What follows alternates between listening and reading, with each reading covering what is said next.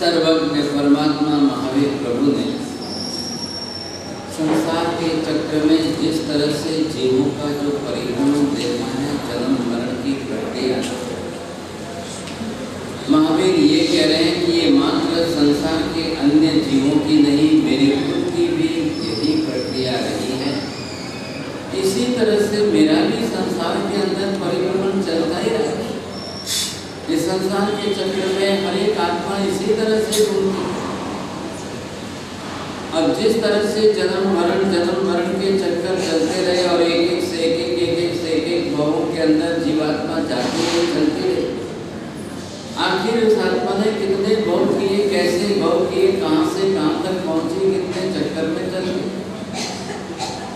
अभी तक जो हम यहाँ पर देख रहे हैं कि जीव ने निगोद की कक्षा में गोले में ही अनंत भव किए, बाहर निकले तो उसने बादल साधारण वनस्पति काय, मतलब वो भी अनंत काय के अंदर ही एक राउंड, इधर आप देख रहे हो एक राउंड होता है जिसको आवर्त कहते हैं, और एक आवर्त में भव अनंत। जहाँ हम आवर्त की संज्ञा दे रहे हैं, अब आप यहाँ से गिनती करते जाओ, ये भव संख्या गिनो आप। अब आपको पता चले कि एक आवर्त यहाँ से यहाँ तक का पूरा हो, अब इसमें भव कितने हो। यहाँ से एक राउंड स्टार्ट किया जीव ने, अपने जन्म मरण करते करते संसार के चक्र में चला, अब यहाँ तक इसी लेवल पर पहुँचा, वहाँ तक तो अनंत भव हुए। वो अनंत भव किसमें हुए? आपको इधर देखना है कि आलू में से भरकर प्याज खाया, प्याज में से भरकर गाजर में गया, गाजर से मूला में गया, मूला से शकरकंद में गया, शकरकंद से सुरण में गया। क्या हुआ सब? खाली भव भी बदलते गए, जन्म बदलते गए, भव बदलते गए, लेकिन स्व काय स्थिति तो जीव को अभी तक वही रहा। ऐसी स्थिति में अब ये यहाँ से आकर के अब ये अपने भाव करता करता जिस तरह से संसार के अंदर आगे, अभी तक हमने यहाँ पर 4 गति का स्वस्तिक नहीं बनाया है। क्यों नहीं बनाया? अभी जीव एक गति से दूसरी गति में गया ही, अभी एक ही गति का चक्कर चल रहा है, दूसरी गति नहीं हुई उसकी, मतलब तेज गति चल रही है सब। ये सब जीव यहाँ से आप देखेंगे वनस्पति काय के, फिर अब काय के, फिर वायु काय के, अग्नि काय के, पृथ्वी काय के, इन सब को जो है अभी तक तेज गति में एक ही गति के अंदर गिना है। गति नहीं बदली, लेकिन जन्म जरूर बदलता है। आपको ये इसके अंदर समझना है कि दोनों के अंदर अगर मान लो कि यहाँ पर गति आपकी बदलती है, लेकिन सामने जन्म अगर आपका नहीं बदलता है तो भी इधर देखिए गति भी बदलती है, सामने जन्म भी बदलता है। इधर देखिए गति न बदलते हुए जन्म आपका बदल रहा है, और ये 3 हो रहे हैं 4 के अंदर, तो कौन आएगा? सिर्फ जो है शिवदत्त परमात्मा के जीव। बोलो 4 के दृष्टांत बोल रहे हैं। आज आप पहली बार आएगा ध्यान में 4 वेद के अंदर देखना है हमको, हमारा भी पता चल जाएगा। हमारा भी जन्म मरण निरंतर होता रहता है, फिर जन्मेंगे, फिर मरेंगे, फिर जन्मेंगे, फिर मरेंगे, आखिर क्या होने वाला है इसके अंदर। तो आप ये समझिए, गति बदलती है, जन्म नहीं बदलता है। ऐसी स्थिति में क्या होगा? सब होने वाला है। एक भाव में 2 गति नहीं होती है। एक भाव में एट ए टाइम एक बार के अंदर एक ही गति रहेगी, जन्म नहीं बदलेगा, कैसे रहेंगे आप? तो एक भाव एक गति में होता है, वहाँ तक एक गति में आपका एक भाव चलेगा सब। अब आप भले देवलोक में गए हो, आप भले नरक में गए नारकी बने हो, वहाँ पर भी आपका आयुष्य जीवन तो चल ही रहा है, निरंतर चल रहा है, बरोबर चल रहा है। ऐसी स्थिति के अंदर आप दूसरे में आ रहे हैं, गति बदल रही है, भाव भी बदल रहा है। यहाँ से कहाँ जाएंगे आप? आप कहाँ जाएंगे? देवगति में जाएंगे, देवता बनेंगे। ठीक है, चलो ये दिया सुन दिया। आपका कोई बनना मनुष्य, इनको मनुष्य बनना है, तो आपको नंबर 3 में भी करना है।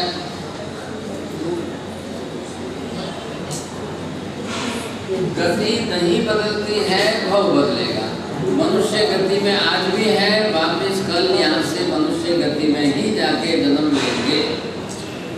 अरे ख्याल आपको गति बदलनी है या नहीं बदलनी है? पहली बात मैंने आपको बार बार कहा है, जैन धर्म के सिद्धांत के अनुसार ऊपर वाला भगवान कोई आपकी गति बदलने वाला नहीं।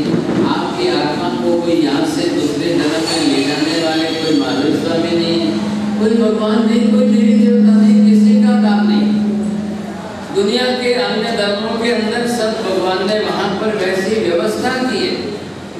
हिंदू धर्म में उन्होंने वैसी व्यवस्था की है कि नहीं, एक राज दरबार बढ़ता है, वहाँ पर जो है चित्रगुप्त बैठते हैं, वो अपनी तरफ से धर्मराज को कहते हैं, वो यमराज को भेजते हैं, वो जीव को मरता है उसकी आत्मा को लेकर आते हैं, फिर ला करके भगवान के सामने उपस्थित होते हैं। भगवान अब इसको कहाँ भेजूँ? अब भगवान जब उसको देते हैं कि भाई इसको जो है घोड़े गधे में डाल दे, अब वो जा करके वहाँ पे, ये सब उन्होंने कहानियाँ बनाई हैं। कभी हिंदू धर्म के अंदर जो है हरा पुराण है, कभी उसमें से आप गरुड़ पुराण निकाल करके पढ़ो तो आपको अक्ल काम नहीं करे। क्या क्या बात है? महावीर ने साथ ना कह दिया, आत्मा अपने कर्मानुसार जाती है। न कोई देवी देवता के आने की जरूर है, न कोई यमराज है, न कोई चित्रगुप्त है, न कोई धर्मराज है, किसी के आने की, किसी के कहने की। कोई आपके लिए व्यवस्था करे, कोई आपके लिए न्याय दे, नहीं इसको इस गति में भेजो, नहीं इसको इस गति में भेजो, कोई व्यवस्था नहीं है। जहाँ कर्मकृत स्वतंत्र स्वयं व्यवस्था है, वहाँ दूसरे की व्यवस्था की आवश्यकता ही क्या है? स्वकृत कर्मानुसारी व्यवस्था है। आत्मा ने जिस प्रकार की जैसा गति नाम कर्म बांधा है, उस हिसाब से वैसी गति मिलेगी। आत्मा ने जिस हिसाब से अपनी तरफ से जैसे जन्म का, जिस भव का आयुष्य बांधा है, उसी हिसाब से उसको मिल जाएगा। 7 में 84 लाख योनियां हैं जन्म लेने के लिए संसार में, इतने अनंत योनियां। आप जहाँ जाओगे वहाँ जन्म तो लोगे ही लोगे। बिना जन्म लिए जीव संसार में 1 मिनट नहीं रह सकता है। बिना शरीर बनाए संसार में 1 क्षण नहीं रह सकता है। आखिर जाना जरूर है, शरीर बनाना जरूर है, ये अनिवार्यता उसके साथ जुड़ी हुई है। अब जीव जाएगा तो ये चक्कर संसार के अंदर चल रहा है। आप इधर देखिए, आपको ये ख्याल आएगा ये सारी प्रक्रिया अभी तक जो चल रही है वो सिर्फ एक इंद्रिय के पर्याय में ही भोग चल रहा है। अभी जीव जितने भोग कर रहा है, एक इंद्रिय वाले ही भोग हो रहे हैं। इधर देखिए, इसमें आपके अनंत भोग हुए, इसमें अनंत भोग किए, अब इसमें वो कितने भोग करेगा? अनंत भोग करता करता करता जीव जाएगा। समझिए, इधर काल और भोग संख्या में फर्क है। क्या फर्क है?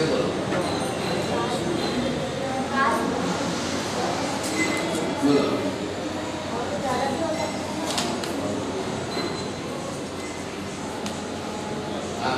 आप बोलेंगे तो नहीं बोलेंगे, बोलेंगे बरोबर, सीधे नहीं बोलेंगे, जवाब बोलेंगे। अब यहाँ पर सबसे बड़ी बात आपको क्या देखनी है? काल चल रहा है, काल कितना है?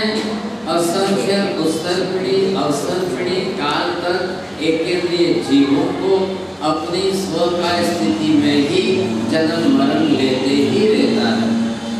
और वनस्पति काय को अनंत उत्तर पीढ़ी काल तक उसी में जन्म मरण लेते लेते स्व का स्थिति में चलते ही रहना है। दो के लिए अलग नियम हो गए, वनस्पति काय के लिए अलग नियम है, और बाकी के एक इंद्रिय, वनस्पति छोड़ करके एक इंद्रिय पृथ्वी पानी अग्नि वायु, इन जीवों के लिए असंख्य उत्तर पीढ़ी काल तक इनको बरोबर इसी उपाय में स्थिति में जन्म लेना है। गति नहीं बदलते हुए भी भवनंत बदल रहे। थोड़ा ध्यान से समझिए।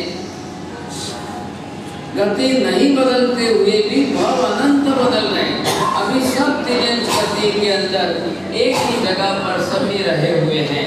इन चारों के अंदर हमने आपने देखा कि गति किस तरह से बदले न बदले।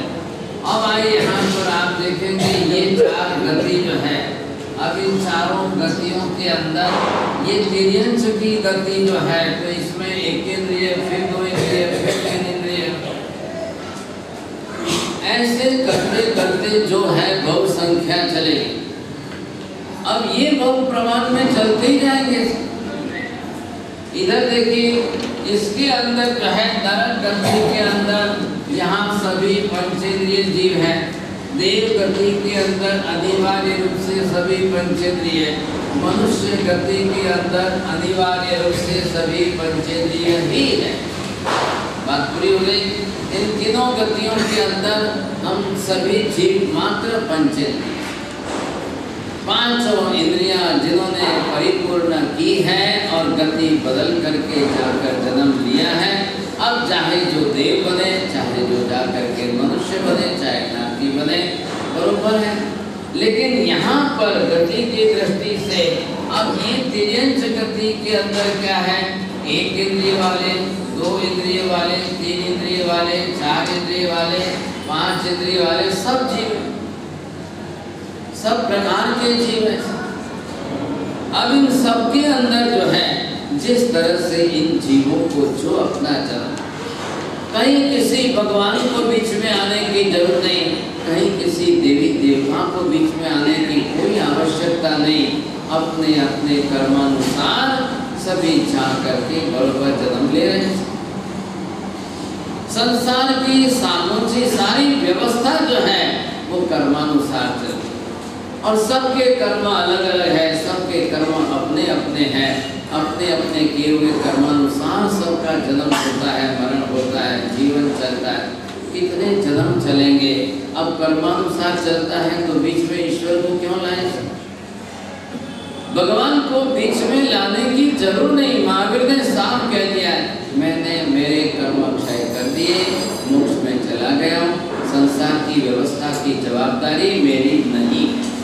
उधर क्या हुआ? अन्य धर्मों के अंदर अन्य सभी धर्मों ने ईश्वर निर्मित जगत माना है, ईश्वर को माता पिता बना दिया और संसार के समस्त जीवों को उनकी संतान बना दिया। ऐसे में ईश्वर ने संसार बनाया है, जिम्मेदारी ईश्वर की है, इसलिए बनाने वाला ईश्वर का रूप अलग किया, चलाने वाला व्यवस्था करने वाले ईश्वर का स्वरूप अलग कर दिया और शंकर जी को लाकर बैठा दिया कि जरूरत पड़े तो संहार करके प्रलय कर देना, खेल खत्म हो जाए।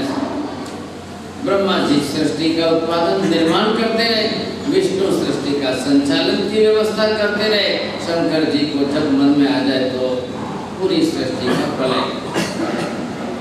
ऐसी स्थिति के अंदर जहाँ भी कहीं ब्रह्मा जी की मूर्ति हो तो वो अपने हिसाब से रखते हैं कि भाई ब्रह्मा जी है, सृष्टि का निर्माण करते हैं। पूरे हिंदुस्तान में कई दो चार मंदिर आपने बड़ी मुश्किल से देखे होंगे, नहीं तो ब्रह्मा जी का मंदिर ही नहीं बना। विष्णु के आप कहीं देखे होंगे तो विष्णु बरोबर संचालन कर रहे हैं, व्यवस्था कर रहे हैं, ऐसा उनका कहना है। बाकी सब जगह शंकर के मंदिर आप देख लोगे, शंकर का मंदिर बनाएंगे तो ऊपर एक मटके के अंदर पानी भरेंगे, नीचे शिवलिंग है, थोड़ा सा छेद करके रस्सी डालेंगे, टप टप टप टप पानी 24 घंटे टपकता रहना चाहिए। अब उनको जाकर पूछो भाई ये क्या विधि है आपकी, ये क्या तरीका है, 24 घंटे भगवान के ऊपर पानी डाल रहे हो सब।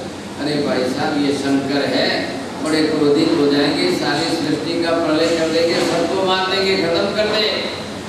इनका दिमाग गर्म नहीं होना चाहिए, इसके लिए ऊपर से पानी डालो, ठंडा रहे।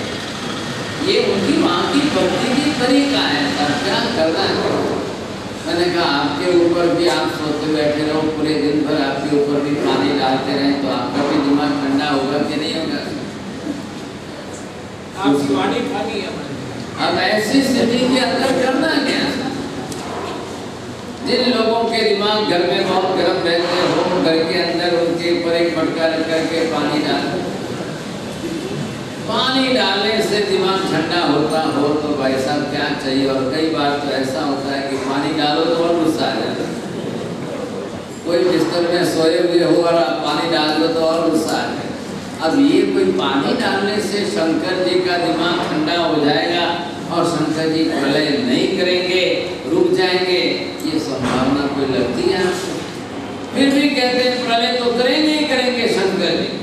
एक बार शंकर जी प्रलय करेंगे, फिर ब्रह्मा जी आएंगे, फिर सृष्टि का निर्माण करेंगे, फिर विष्णु आएंगे, फिर सृष्टि के संचालन की व्यवस्था, ये चक्कर चलता ही रहेगा। महावीर कहते हैं किसी की जरूरी नहीं, कोई आवश्यकता नहीं देवी देवताओं की। यहाँ पर जो है आत्मा त्रिकाल नित्य शाश्वत है, आत्मा सदा काल चलने वाली शाश्वत।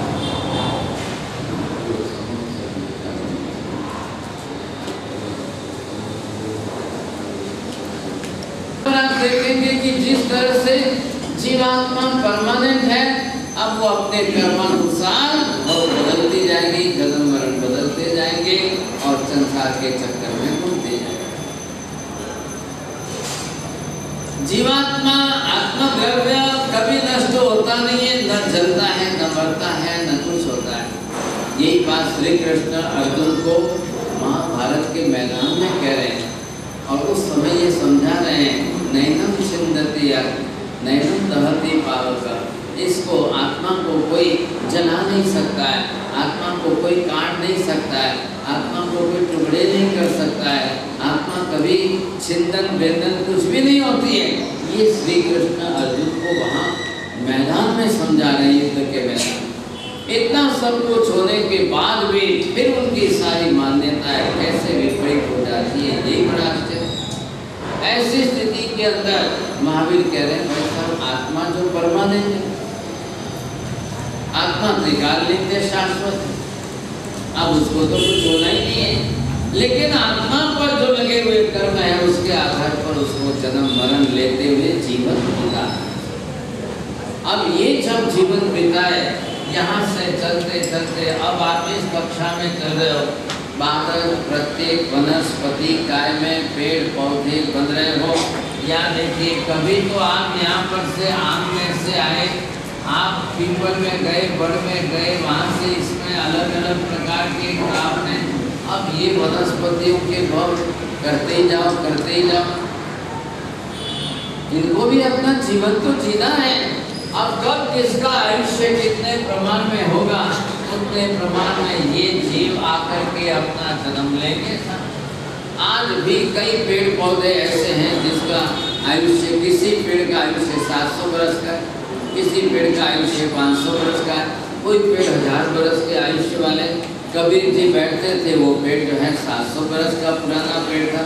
इतने लंबे काल से कितनी पीढ़ियां होती गई, लोग देखते गए हमारे गांव में ये पेड़ इतने वर्षों से है। मनुष्य का तो आयुष्य इतना है नहीं था। अब 700 वर्ष जिस पेड़ को हुए तो उस गांव के अंदर उनके परिवार में कितनी पीढ़ियां बीत गई। आज भी दुनिया में कई पेड़ हजारों वर्षों से बरोबर महावीर ने जो है वनस्पति काय के भी अलग अलग आयुष्य बताए। लेकिन वो किसका आयुष्य, ध्यान दीजिए, एक तना जो बना है, एक पेड़ का जीव है, वो अलग है, उसका आयुष्य। बाकी आम आए, पत्ते आए, फल आए, फूल आए, बिखर गए, लोगों ने तोड़ दिए, खा लिए, पत्ते गिरे, पत्ते पत्ते पीले हो गए, उनका आयुष्य पूरा हो गया, वो गिरते गए। 700 वर्ष तक पेड़ टिकेगा, पत्ते नहीं टिकेंगे। 700 वर्षों तक फल टिक नहीं सकता है, फूल टिक नहीं सकता है, तने के साथ में पेड़ खड़ा है। कई वटवृक्ष जो है, वटवृक्ष वट के वृक्ष जो है, पीपल के वृक्ष आप देखोगे वर्षों तक जीते। क्यों भाई साहब, ऐसा क्यों होता है? तने का आयुष्य इतना बड़ा है, पत्ते का नहीं है, फल का नहीं है, फूल का नहीं है, ऐसा क्यों? सभी जीव अलग अलग है, सब अपना अपना आयुष्य लेकर अलग आए। जितना लंबा एक पत्ता टिक सकता है उतना फल नहीं टिक सकता है। जितने लंबे काल तक फल जी सकता है उतने लंबे काल तक फूल नहीं जी सकता है। फूल का आयुष्य बहुत कम है। ऐसी स्थितियों में इन सब का अपना अपना जीवन काल, जिस तरह से जो आयुष्य चल रहा है, लेकिन कितना भी हो आयुष्य पूरा तो नहीं। सबसे ज्यादा आयुष्य बड़े से बड़ा आप चले जाओ देवलोक के अंदर 33 सागरों पर जियो, फिर भी मरना है। नरक में जाओ 33 सागरों पर जियो, फिर भी मरना है तो भव तो बदलेंगे ही बदलेंगे। भव किसके कारण बदल रहे हैं? आयुष्य कर्म के कारण। मात्र आयुष्य पूरा हो रहा है, शरीर छोड़ना है, जीव को जाना है, अगला भव नया लेना है, इसको कहते हैं भव बदल गया। एक भव दूसरा हो गया आगे, फिर वापस तीसरा भव, फिर वापस चौथा भव, फिर वापस आगे के आगे भव करते ही जाओ करते। जीव यहाँ संसार के चक्कर में रुक नहीं सकता। इधर देखिए आप, ये प्रत्येक वनस्पति गाय में जब ये जीव चल रहा है, इतने भव करेगा, एक राउंड एक आवर्त बीता है, इसके अंदर भव कितने हो रहे हैं? आराम से आंख बंद करके हो। अब यहाँ से जीव चला, ये अग्नि अवकाय के अंदर आया, अब पानी के अंदर ये अपनी तरह से असंख्य उत्सर्पिणी अवसर्पिणी काल तक उसकी स्वकाय स्थिति। मतलब क्या हुआ? भले ही स्वकाय स्थिति असंख्य वर्षों की, लेकिन जीना कितना है उसको? या तो ज्यादा से ज्यादा जिए कितना, अंतर्मूर्त जिए कम से कम, और ज्यादा से ज्यादा 7,000 वर्ष तक। अब ये मरे यहाँ से यहाँ, यहाँ से यहाँ, यहाँ से यहाँ, ये भव करता ही जाए, करता ही जाए, करता ही जाए। अब कभी आकर के नदी का, कभी तालाब का, कभी समुद्र का, कभी जो है अब कुएं में, झील में, अब ये अपनी तरह से भव बिताते बिताते चले। अब ये आगे चलते, यहाँ से वायु का आया तो वायु के भव करना चले। अब ये वायु काय के अंदर आते आते जिस तरह से जो भव कर रहा है,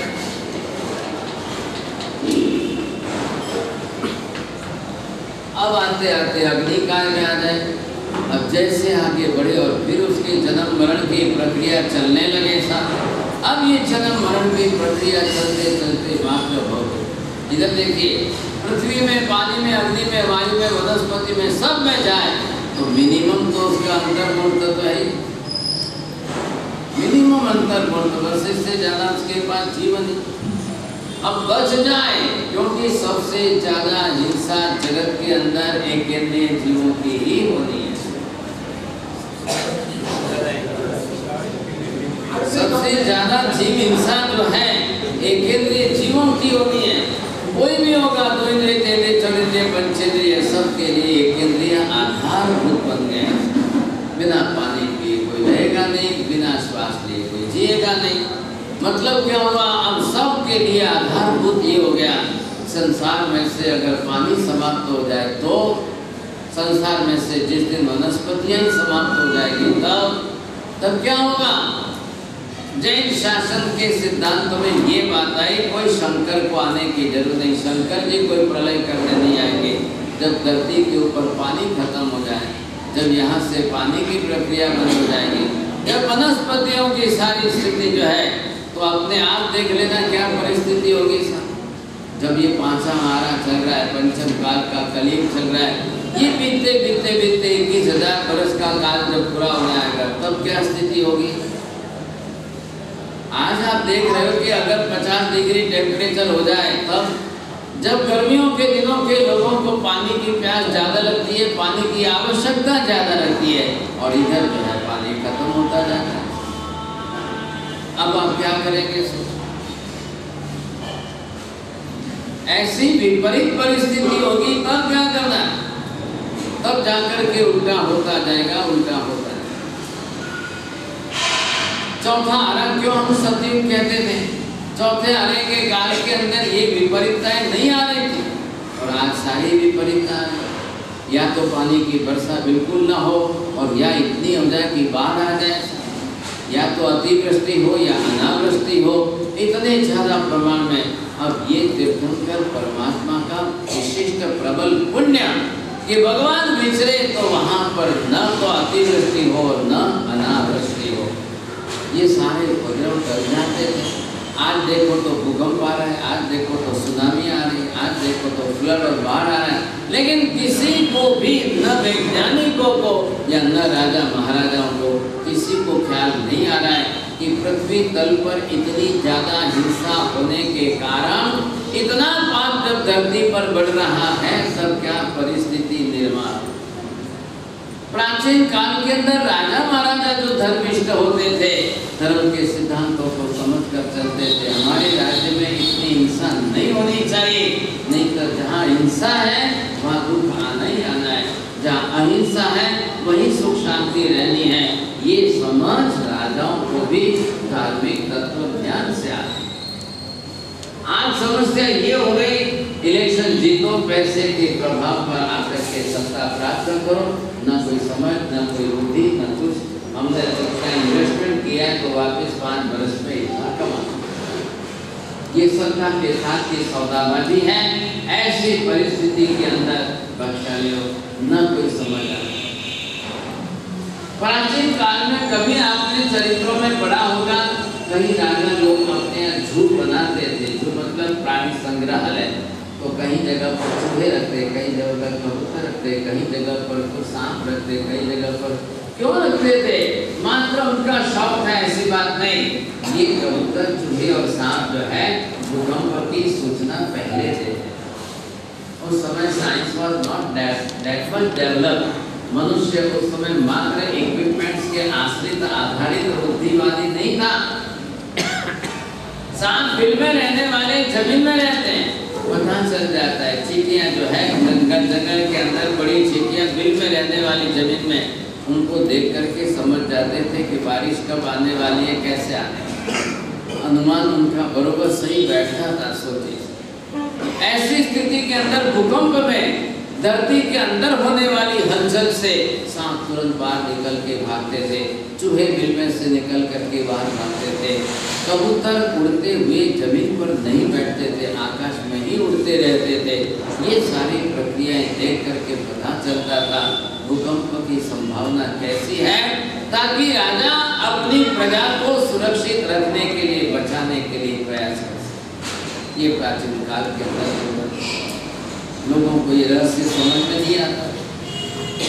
आप कल्पसूत्र सुनोगे, 21 तारीख को जो है आप कल्पसूत्र के अंदर ये सारी बातें समझोगे। एक नहीं, वहाँ 9 शास्त्रों की अलग अलग बातें वहाँ पर आपको आएगी। भूकंप शास्त्र भी वहाँ पर समझाया गया है, आकाश वर्षा के अंदर उनका शास्त्र समझाया गया है, कहाँ स्वप्न शास्त्र समझाया गया है, कहाँ जो है हस्तरेखा शास्त्र समझाया गया, कहाँ सामुद्रिक शास्त्र समझाया गया। एक कल्पसूत्र को it is one type of encyclopedia, एक प्रकार का विश्वकोश बना दिया है। इतने सब शास्त्रों का समावेश एक कल्पसूत्र में कैसा किया।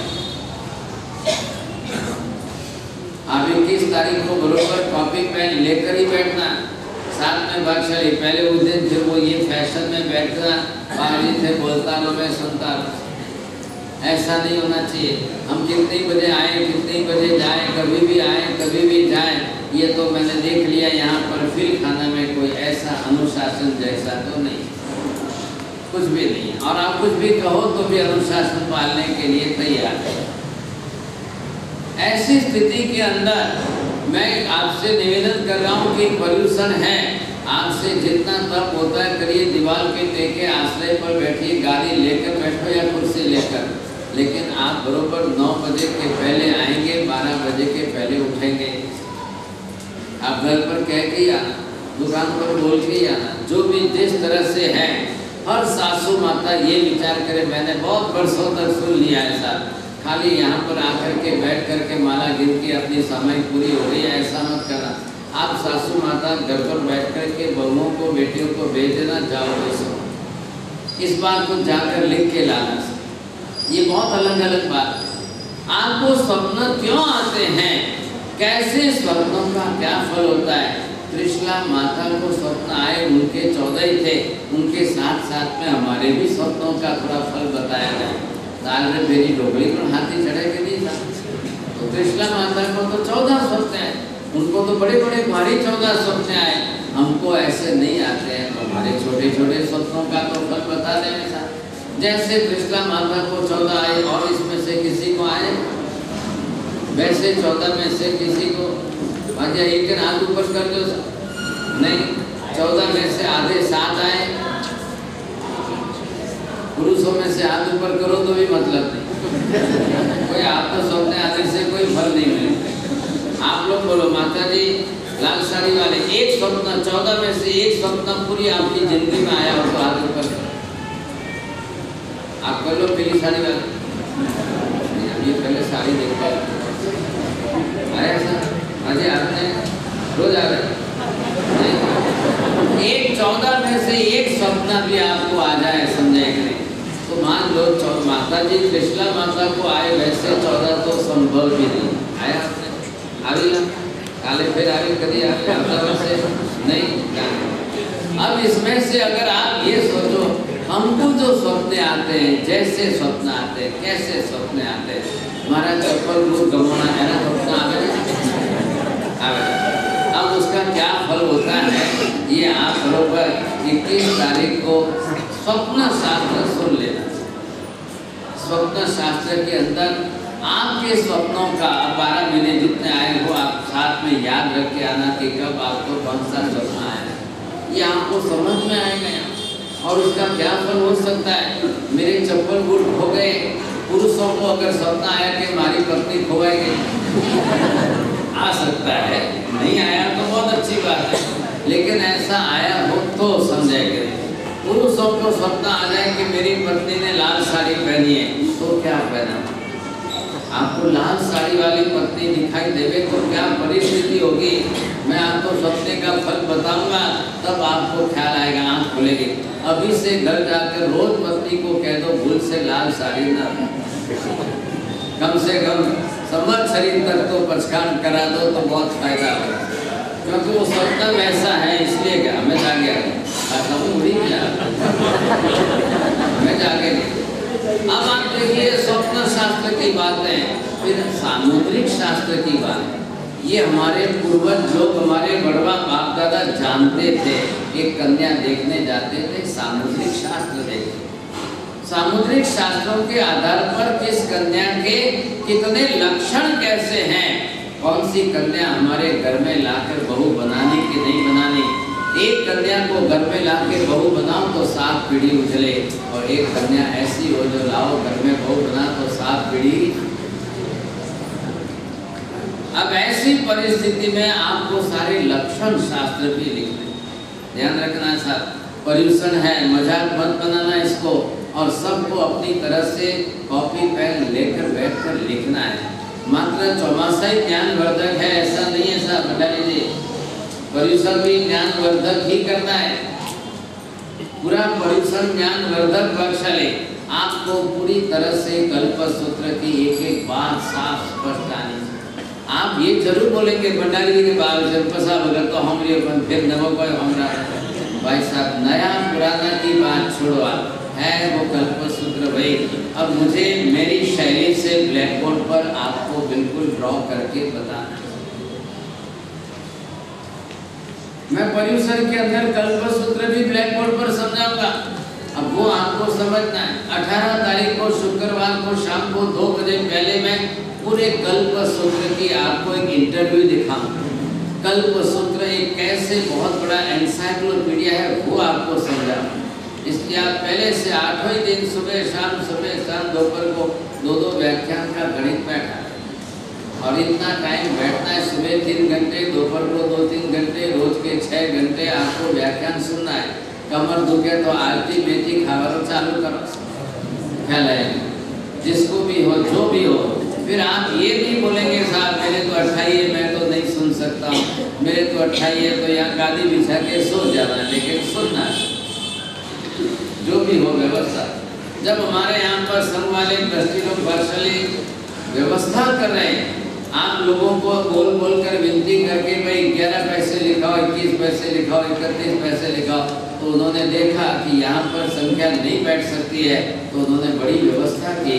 अब एक 8-10 दिन के लिए 2-4 लाख खर्चेंगे तब जाकर के दूसरी व्यवस्था बैठे, तो ठीक है साहब गाड़ी बिछा करके सोती हुई भी सुनना। तो ये बात जरूर समझना कि इस बार आप पर्यूषण करोगे बरोबर समझोगे ऐसा पर्यूषण करना। और लास्ट में सबसे ऊपर था शिखर माते युग चढ़ाना, शिखर पर ध्वजा चढ़ानी है तो संवत्सरी का प्रतिक्रमण भी आप बरोबर जो है सूत्र अर्थ कमेंट्री के साथ समझते सुनते करते हुए आप करें। ऐसा ही नहीं करना है बख्शा। जिनको बहुत जल्दी सुपर फास्ट में जाना है तो पहले ही आप यहाँ से कहीं भी जा सकते हो, लेकिन आपको प्रतिक्रमण भी इस तरह से समझते हुए करना है। लगेगा टाइम, लगेगा तो लगेगा। संवत्सरी को कहाँ जाना है आपको? संवत्सरी को जाना ही क्या, उपवास से तो करके बैठने वाले। और यहाँ मैंने हिंदुस्तान में कहीं पर भी नहीं ऐसी व्यवस्था है। फिर खाना में देखे बादशाह के एक उपवास करे, उन्होंने हमने पालन करा। ये यहाँ की बहुत बड़ी व्यवस्था है, पूरे हिंदुस्तान में कहीं नहीं है। इतना बड़ा हिंदुस्तान है, अमेरिका में भी नहीं है, लेकिन फिर खाना के अंदर अनादिकाल से परंपरा चल रही है। एक उपवास से करे नहीं बनने अपने पारनो तो यारो बढ़िया करण मुंगरी दाल लो हीरो खाने बहुत अच्छी बात है। और ऐसा भी बख्शा ले, ये भी लाभ लेने वाले तो है। ये सब में अमृतलाल जी बढ़िया बात है। एक उपवास करो, मूंग की दाल का शिरा तैयार, बढ़िया है। लेकिन अब इसके साथ में आप पहले ये भी सोचेंगे बख्शाली उपवास करो, 1 करो, 8 करो, जरूर करो, लेकिन जिद वाणी नहीं छोड़ेंगे, परमात्मा के एक एक तत्व को समझेंगे साथ। ये बात पहले ध्यान में रखना। पर्यूषण का मतलब ये।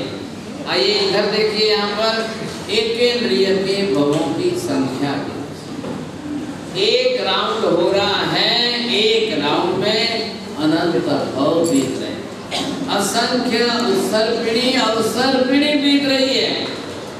ध्यान रखिए, आरा से मतलब नहीं, एक एक पूरा काल चक्र बीतता जा रहा है। असंख्य किसको कहते हैं? असंख्य उत्सर्पिणी अवसर्पिणी का पाठ यहाँ पर उत्तराधन सूत्र आगम शास्त्र में। अब आप सोच लो, जब आयुष्य इतना छोटा है और भव इतने बड़े लंबे हो रहे हैं, इतनी संख्या में भव हो रहे हैं, और ये जीव इस तरह से परिभ्रमण कर रहा है। जब हम ध्यान करेंगे तब ध्यान साधना के अंदर आपको ये प्रक्रिया अंदर दिखाई देगी। हे भगवान, मैं खुद ही इस तरह से चला हूँ, मैंने खुद ने इतने भव किए, मैं खुद इतने भव करते करते करते इसमें से आगे निकला हूँ। अभी मनुष्य बनने तक तो शायद कितने राउंड हो गए, अभी तो पहले सब बात चल रही है, सिर्फ किसकी चल रही है? एकेंद्रिय पर्याय में।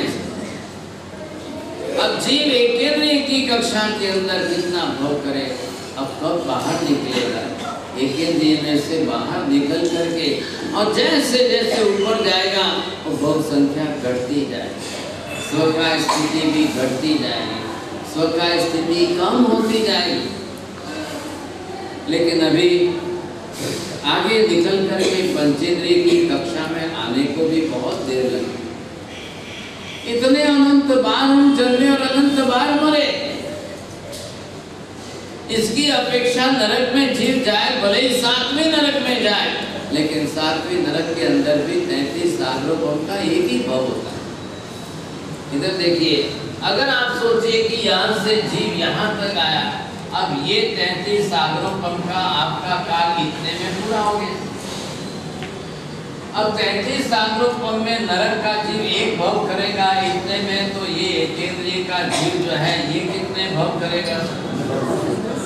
पानी का जीव, पानी के अंदर के जीव जो हैं, खाली पानी के जीव की बात करो, पानी में रहने वाले अन्य जीवों की बात नहीं है। पानी स्वयं जो अपने आप में जीव है, नरक के एक भव के तुलना में इतने काल में इसके असंख्य भव हो जाए। ऐसी स्थिति के अंदर जीवों का जो परिभ्रमण चल रहा है, महावीर कह रहे हैं ये भी जीव जी रहे हैं, ये जीव अपनी तरह से अपने संसार में जीवन जी रहे हैं। आप पहले इन जीवों को पहचान लो। अब इन जीवों की हिंसा आपसे न हो, आपके हाथ से न हो, आपके निमित्त से न हो, इतना आप ध्यान रखें। वो अपने आयुष्य पूरा होने पर मरेंगे, मरना सबको है, मुझे भी मरना है, आपको भी मरना है, महावीर को भी आयुष्य पूरा हुआ था। सवाल किसका है? वो मरे, उसमें मेरा निमित्त कारण न मरे, मेरे कारण से न मरे, मेरे निमित्त न मरे, मेरी क्रिया से न मरे, मेरे मारने से न मरे, मेरे कहने से। बात इतनी सी, अपना निमित्त पहले देखूं, आखिर मेरे निमित्त को देखते हुए मुझे ये ख्याल आना चाहिए मैं इन जीवों की रक्षा करूं, कैसे करूं। यद्यपि गृहस्थ जीवन में रह करके आप एकेंद्रीय जीवों की हिंसा न करने का सर्वथा पक्षपात नहीं ले सकते, लेकिन जैना मान सकते। आप सर्वथा पक्षपात नहीं ले रहे हो, ये बात निश्चित है। सर्वथा पक्षपात लो तो फिर साधु बनना पड़े, संसारी छोड़ना पड़े। लेकिन यहाँ पर आपको जिस तरह से जन्म ले, अब ये कक्षा ऐसी है, कोई इसके अंदर से ऐसे आवर्तों का चित्र बनाए बड़ी शीट के ऊपर और सबके चित्र अंदर देवे। जैसे कि पानी का जीव है तो कहीं आपने नदी, तालाब, झील का, समुद्र का, फिर बारिश का, ऐसे दृश्य देकर के कहाँ किस तरह से किस भाव में जा रहा है, कितनी बार किस तरह से बरस रहा है। आपने देखा दुनिया में हर साल बारिश होती है कि नहीं होती है? हर साल बारिश होती है। तो हमारा एक जीव कितनी बार बारिश में जाकर के ऊपर से नीचे गिरा। हम अपने जीव की बात करते हैं, हमारा जीव बारिश के अंदर जाकर पानी बना, कितनी बार ऊपर से नीचे गिरा और मेरा मरा। अब उसने बादल में से पड़ते ही अपना जन्म धारण किया, इतने काल में बीच में आएगा, जमीन पर गिरेगा, स्पर्श इंद्रिय है, इतने जोर से स्पर्श होगा, मरना ही मरना। पानी इतने ऊपर से नीचे पत्थर पर गिरे और बचे, ये तो संभावना नहीं है। हमारे जैसे मनुष्य जब हमने शरीर बनाया है, इतना हड्डियों का सॉलिड खोपड़ी वगैरह, फिर भी गिरने पर हम मर जाते हैं, तो पानी तो है ही स्पर्श इंद्रिय। अब इन सब जीवों को मात्र स्पर्श इंद्रिय, साधारण निगोद वनस्पति का है, साधारण में, प्रत्येक में, पानी में, अग्नि में, वायु में, वनस्पति में, पृथ्वी का में, सबके अंदर पहले एक ही स्पर्श इंद्रिय काम करती। अभी एक से दूसरी इंद्रिय इन्होंने प्राप्त नहीं की, इसलिए ये सब संसार के एकेंद्रीय जीव ही कहे, सब संसार के एकेंद्रीय। अब सिमंदर स्वामी को ये प्रश्न पूछा जाए कि भगवत एकेंद्रीय पर्याय में मेरे कितने भव, मैंने कितने भव किए? सिमंदर स्वामी कहेंगे वनस्पति काय भी अनंत की, वनस्पति काय में से आगे प्राणी, पानी में, अग्नि में, वायु में, पृथ्वी में भी आपने अनंत भव किए। अब इतने अनंत जन्मों को बिताते करते बिताते जीव जो है कब कहाँ से कहाँ तक। जब हमने जन्म किए थे तो हमारी हिंसा भी दूसरों ने की थी कि नहीं? आज जो हम दूसरे जीवों की हिंसा कर रहे हैं, तो जब हमने जन्म किए तो हमारी हिंसा किसने की थी? कितने लोगों ने की थी? जरूर की। जब मैं पानी बना तो कितनी बार लोगों ने पिया?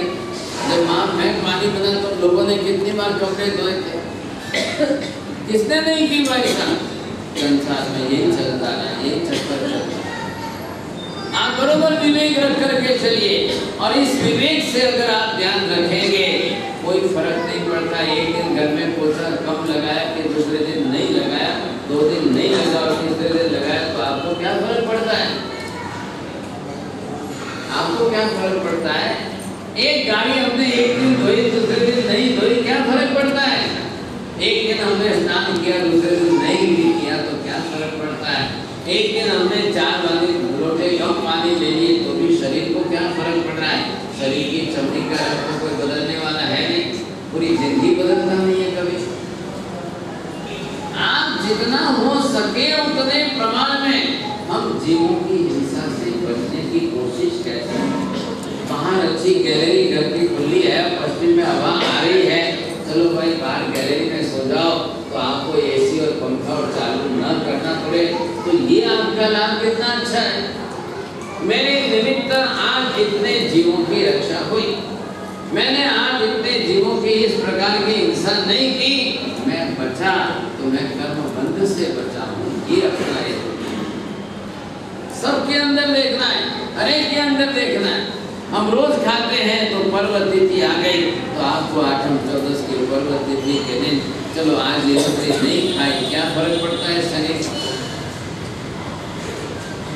शरीर को क्या फर्क पड़ गया भाई साहब? आज हमने मात्र दाल रोटी खाई, किसको कहना है दुनिया में, किसको जाकर कहना है आपका पेट भरा है, आपकी गाड़ी चल रही है, बस तेल भरा। ऐसे करके जब हम जीवन चला लेते हैं तब उसके अंदर वो जीव अपने अंदर की आराधक परिणति को परिपक्व करता है। मैंने इतने जीवों की रक्षा की, ये मेरे पर्सनल डायरी के अंदर लिखिए, आप प्लस पॉइंट लिखिए। ये आपका विशेष प्लस पॉइंट रहेगा कि आप आज अपने इतने जीवों की बचाए रक्षा है। और अगर इतने ज्यादा जीवों की हिंसा की है तो फिर उसका पाप कर्म भी हमारे ऊपर उतना ही जाता है। अब हम यहाँ पर आ गए, ये है अग्निकाय जीव। अब इस अग्निकाय के अंदर ये जीव जो यहाँ आए और इसके अंदर भी ये जन्मे हैं। अब इसमें उत्पन्न तो हुए, कब तक चलेगा ये दीपक? जब तक इसको आहार मिलेगा वहां तक जिएगा सब। अब मिनिमम भी इसको 2 घड़ी का आयुष्य है। आप फिर तेल डालते रहो, फिर तेल डालते रहो, फिर तेल डालते रहो, तो बरोबर जो है ये भी अपना जीवन लंबे काल तक जीता रहेगा, कोई ना ही नहीं है समझे।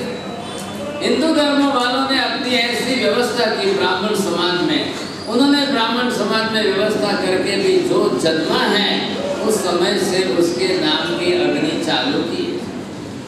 एक हांडी लेकर मिट्टी की, उसके अंदर अग्नि डाला है, रोज अपना खाते टाइम में 2 तौलिया उसका आहार अंदर डालता है।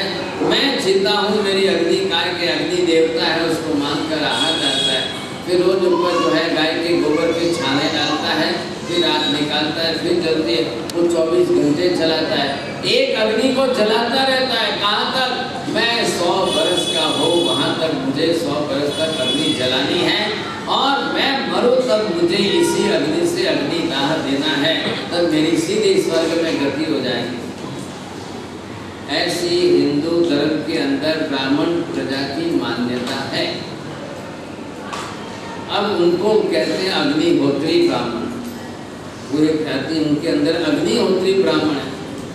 अपने हाथों से जो है अपने जन्म के निमित्त से अग्नि जो चला रहे हैं वो बराबर जो है अग्नि को बढ़ा रहे हैं। जितनी बार खाते हैं उतनी बार थोड़ा कवर उसमें डालते हैं, अग्नि को भी देवता मानकर उसको आहार कराएंगे। अब मैं मरूंगा तब इस अग्नि से मेरा अग्नि संस्कार होगा। महावीर साफ ना कह रहे, 100 वर्ष का जीवन जियो, वहां तक आप अग्निकाय के कितने जीवों की हिंसा करें? क्यों इतने लंबे काल तक आपको अग्निकाय के जीवों की हिंसा करनी है?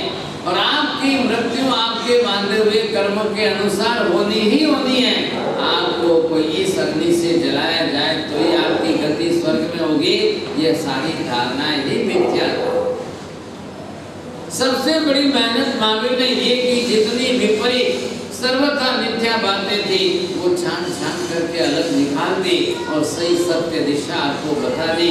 तब जाकर के जैन धर्म का शुद्ध सम्यक दृष्टि स्वरूप बचा। आज जिनेश्वर परमात्मा के जैन शासन में इतनी शुद्धता, जो वैचारिक शुद्धता, सैद्धांतिक शुद्धता, तात्विक शुद्धता जो बची रही है वो इसके कारण है परमात्मा महावीर का एक बहुत बड़ा अवतार। लेकिन हिंदुस्तान जो है कि भारत देश के अंदर हमारे यहाँ पर अनेक धर्म है, अनेक संस्कृतियाँ हैं, साथ में रह रहे वर्षों से, इसलिए मिक्स कल्चर होना स्वाभाविक है। दूध में पानी मिलता है, पानी में दूध मिलता है। वैसे ही जैनों के साथ में ब्राह्मणों के संस्कार कई मिल गए, ब्राह्मणों के अंदर जैनों के संस्कार कई मिल गए, जो एक से दूसरे धर्म के निमित्त ऐसे संस्कार आए। आप लोग जैन होते हुए ब्राह्मण विवाह पद्धति से ही जैन विवाह कर रहे हैं, आपको जैन विवाह पद्धति मालूम नहीं है, ये समस्या आ गई। दीपावली पूजन करते हो तो ब्राह्मणों की पद्धति से चलते हो, जैन पद्धति से दीपावली पूजन करने की बात ही नहीं करते हो। और पता ही नहीं है किसी को कुछ। शादी होती है तो आप तो दूसरे ख्यालों में रहते हो, वो ब्राह्मण गौर आएगा वही आपको बोलेगा हाँ साहब गोल गोल घूमिए, आप गोल गोल घूमते रहते हो, कितना हुआ कितना नहीं हुआ हो जाने साहब, हमको क्या है, जितना बोले बैठो तो बैठे, खड़े हुए तो खड़े हुए। अब अग्नि में डालो तो अग्नि में डाला, अब फूल डालो तो फूल डाले, चावल डालो तो चावल, कोई ठाक वो हस्त मिलाप किया है, हाथ मिलाए हैं, दूसरे विचारों में घूम रहे हो और फिर यहाँ पर आपको 7 फेरे घुमा दिए जाते।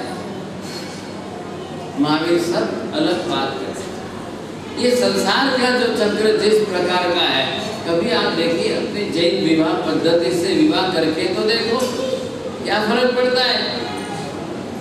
लेकिन हुआ ये कि जैन समाज मात्र व्यापारी समाज है, ABCD को जानते नहीं है, विद्या का कोई ज्ञान नहीं, मंत्रों का कोई पहचान नहीं। अब कुछ भी नहीं, ऐसा ही है, बाजी चल रही है, गाड़ी चल रही है, चल नहीं दो साल जैसे चल हजारों साल से चल रही।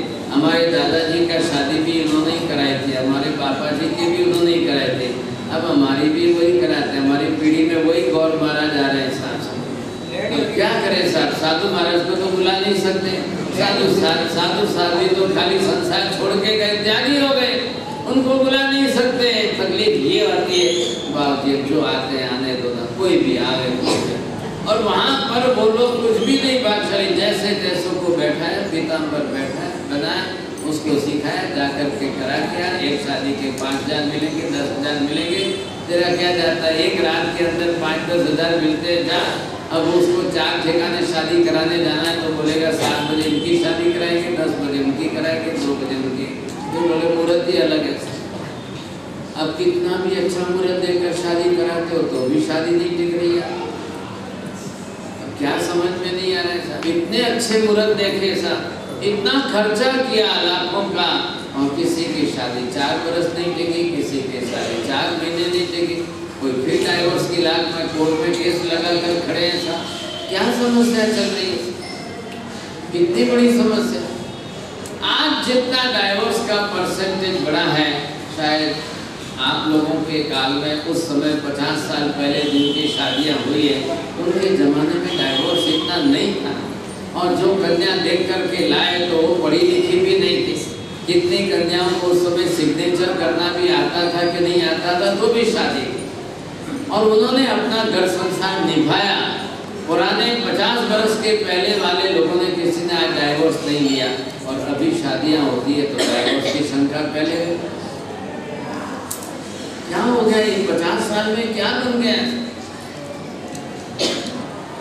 आज ये प्रमाणित बहुत बड़ा विचित्र हो गया है। मैंने तो खाली सामाजिक दृष्टिकोण से एक निबंध दिया कि आप पहले जनसंख्या पर विचार करो, दूसरा विचार ये डाइवोर्स का बहुत बड़ी ज्वलंत समस्या है समाज में।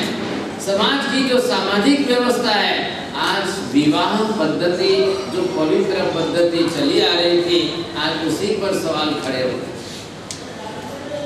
ये पवित्र विवाह पद्धति शायद धीरे धीरे आपकी घट जाएगी, बड़ा नुकसान होगा, बाद में समाज व्यवस्था टूट जाएगी। लेकिन बात यह है कि हम साधु संत संघ व्यवस्था के हैं, आप लोग सामाजिक व्यवस्था के हो। सब कुछ साधु संतों पर मत डालिए, आपकी सामाजिक व्यवस्था की चिंता समाज को करनी चाहिए, लेकिन कोई करने वाला नहीं। समाज के जो ठेकेदार हैं, समाज के जो आगेवान हैं, वो सामाजिक विषयों पर कोई चिंता ही नहीं कर रहा है। अपने अपने तरीके से सब चल रहे हैं। समाज के अंदर कुछ ऐसे लोग हो जाते हैं, और आज का मीडिया जिनको हाथ में आ गया, एक हथियार बना दिया। लोगों ने मीडिया को हथियार बना दिया। अब कोई बोलते हैं व्हाट्सएप का जमाना है, फेंको फटाफट तीर, फेंको फटाफट तीर, फेंको साथ, पूरे समाज में घूमने दो। कल किसी के नाम पर कीचड़ उछालना है, कल किसी के नाम की बदनामी करना है, तो फटाफट फेंको साथ। ये मीडिया का दुरुपयोग करने वाले भी हैं, और ऐसे शैतानी वृत्ति वाले लोग हैं, आसुरी वृत्ति वाले लोग समाज के अंदर हैं, वो समाज का हित नहीं चाहते। ये पर्सनल जेलसी होती है, कई लोगों की मायावी वृत्तियों का स्वभाव होता है, कई लोगों की क्लेश कसाई की वृत्ति का विचार होता है, कई समाज के लोगों के अंदर पैशून्य वृत्ति और अव्याख्यानी वृत्ति का स्वभाव। क्योंकि 18 पाप में 13वां पाप जो है अव्याख्यान का है, 14वां पैशून्य वृत्ति का है। अव्याख्यान के अंदर आक्षेप आरोप की बात है। 1 मिनट लगती है साहब, किसी के लिए भी 1 मिनट लगती है 2-4 शब्द गलत बोल करके किसी के ऊपर फेंक दो, क्योंकि उस व्यक्ति को अपनी इज्जत बनाने में, समाज के काम करने में 50 साल लगते हैं, और सामने वाले को उसकी इज्जत को धूल में मिलाने के लिए 50 सेकंड लगते हैं। लेकिन याद रखना चाहिए कि 18 पाप के अंदर अभ्याख्यान का 13वां पाप भी पापस्थान ही है, 14वां पैशुन्य का पाप भी पापस्थान है।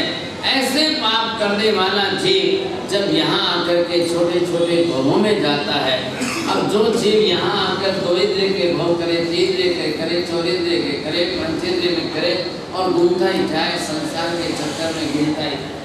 आज जबान मिली है, भाषा का दुरुपयोग करने वाले को दोबारा वापस जबान नहीं मिलेगी, भाषा नहीं मिलेगी, तब जाकर के एक इंद्रिय के भव कितने करेगा? ये कितने को ख्याल आ रहा है? आज सबसे बड़ी समस्या है कि पाप करते हुए पाप की पहचान नहीं है, पाप करते हुए पाप का ख्याल ही नहीं आ रहा है, पाप करते हुए पाप के परिणामों को देखा नहीं जाता है, और किसी के प्रति जेलसी है तो समाज में उसको कैसे गिराना, उसके लिए हमारे पास व्हाट्सएप का हथियार आ गया। आप इन हथियारों का दुरुपयोग करके कुछ भी करते रहोगे समाज के अंदर भागशाली। लेकिन आज तो आप जानते हो किसी को नहीं छोड़ रहे हैं, किसी को नहीं छोड़ रहे हैं। नरेंद्र मोदी को जब नहीं छोड़ रहे हैं तो दूसरों की बात क्यों कर दो आप? लोग हैं निष्ठावान, कोई विकल्प बहुत कम होते हैं, लेकिन फिर भी जिस तरह से है सबको अपनी अपनी तरह से कर रहा है। ये आपको सोचना है, ये आपको समझना है। अब आपको ये ख्याल आ जाए तो बात है, नहीं ख्याल आवे तो भागशाली संभावना ही नहीं बैठे। अंदर से सबसे पहले पाप विरुद्ध आनी चाहिए। मतलब क्या? पाप का डर लगना चाहिए। इधर देखिए, कोई भगवान नहीं है ऊपर वाले, आज महावीर नीचे नहीं आ रहे। आप ये मत सोचिए कि दुनिया में भगवान का कुछ नहीं है, मैं कितना भी पाप करूं, मैं कैसा भी पाप करूं, कुछ भी करो, किसी के लिए भी कुछ भी करो, कुछ भी नहीं होने वाला है। ये मिथ्या धारणाएं छोड़ दो आप। महावीर कह रहे हैं एक छोटा सा भी पाप करोगे उसकी भी सजा भुगतोगे। आपको सजा देने के लिए आने वाले को ईश्वर की किसी देवी देवताओं की आवश्यकता नहीं है, लेकिन करोगे तो भरोगे, किया है तो भुगतना ही पड़ेगा, इसमें दो राय नहीं। कोई भी हो संसार के अंदर, मैं हूं, मैं भी पाप कर रहा हूं, मुझे मेरे कर्म फल भुगतना है। आप पाप करोगे, आपको अपने किए हुए पाप कर्मों का फल भुगतना पड़ेगा, जिस किसी को भी जैसे पाप। सबसे पहले गुणवान व्यक्तियों के प्रति दोषारोपण करने वालों को नीच गोत्र में जाकर के भोग करने पड़ते हैं। ये कर्म शास्त्र के नियम है। जो भी हो बख्शाली, पहले हम यहाँ पर कर्म शास्त्र के नियम समझ लें अच्छी तरह से, कर्म शास्त्र हमको अच्छी तरह से ख्याल आ जाए, फिर आप समझेंगे तो आपको बहुत अच्छी तरह से लगे। नहीं तो दुनिया के अंदर कर्म शास्त्र न समझने वाले, जैन धर्म में जैसा कर्म शास्त्र है वैसा दुनिया के किसी धर्म में नहीं है, लेकिन जैन लोग ही अपने जैन धर्म का कर्म शास्त्र नहीं पढ़ते हैं, नहीं समझते हैं, नहीं सीखते हैं। आप लोग एक ही समझो, दुकान पर बैठो पैसे कमाओ, दुकान पर बैठो पैसे कमाओ। और कर्म शास्त्र न समझने वाला, कर्म के विपाकों को न समझने वाला, कल किए हुए कर्मों का फल क्या मिलेगा, कैसा मिलेगा, ये न जानने वाला, दुनिया भर के सब पाप करके ऐसा अहंकार समझता है कि बहुत कुछ कर रहा है, उससे कुछ नहीं होता। हम यहाँ पर ये अग्निकाय की विचारणा कर रहे हैं।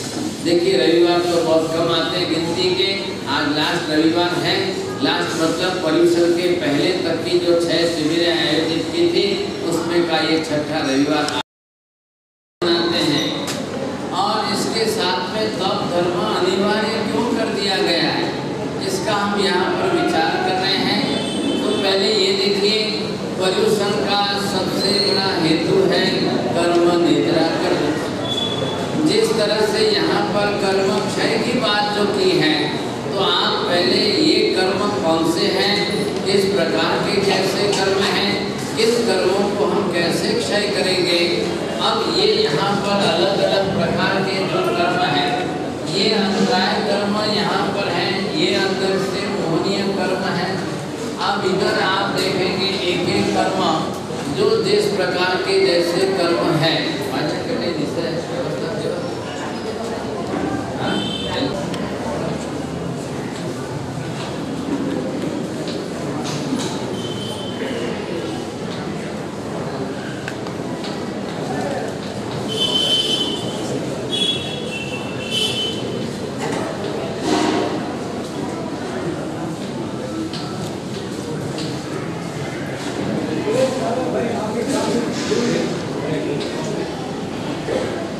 जिस तरह से आत्मा पर ये 8 कर्म बंधे हुए हैं, अब आखिर इन कर्मों का क्षय करना तो है कि नहीं करेंगे तो शरीर तो छूटने वाला है, मृत्यु होने वाली है और आत्मा यहाँ से एक गति से दूसरे जन्म में जाती है। जब आत्मा जाएगी तो ये कर्म अपने साथ में लेकर जाएगी।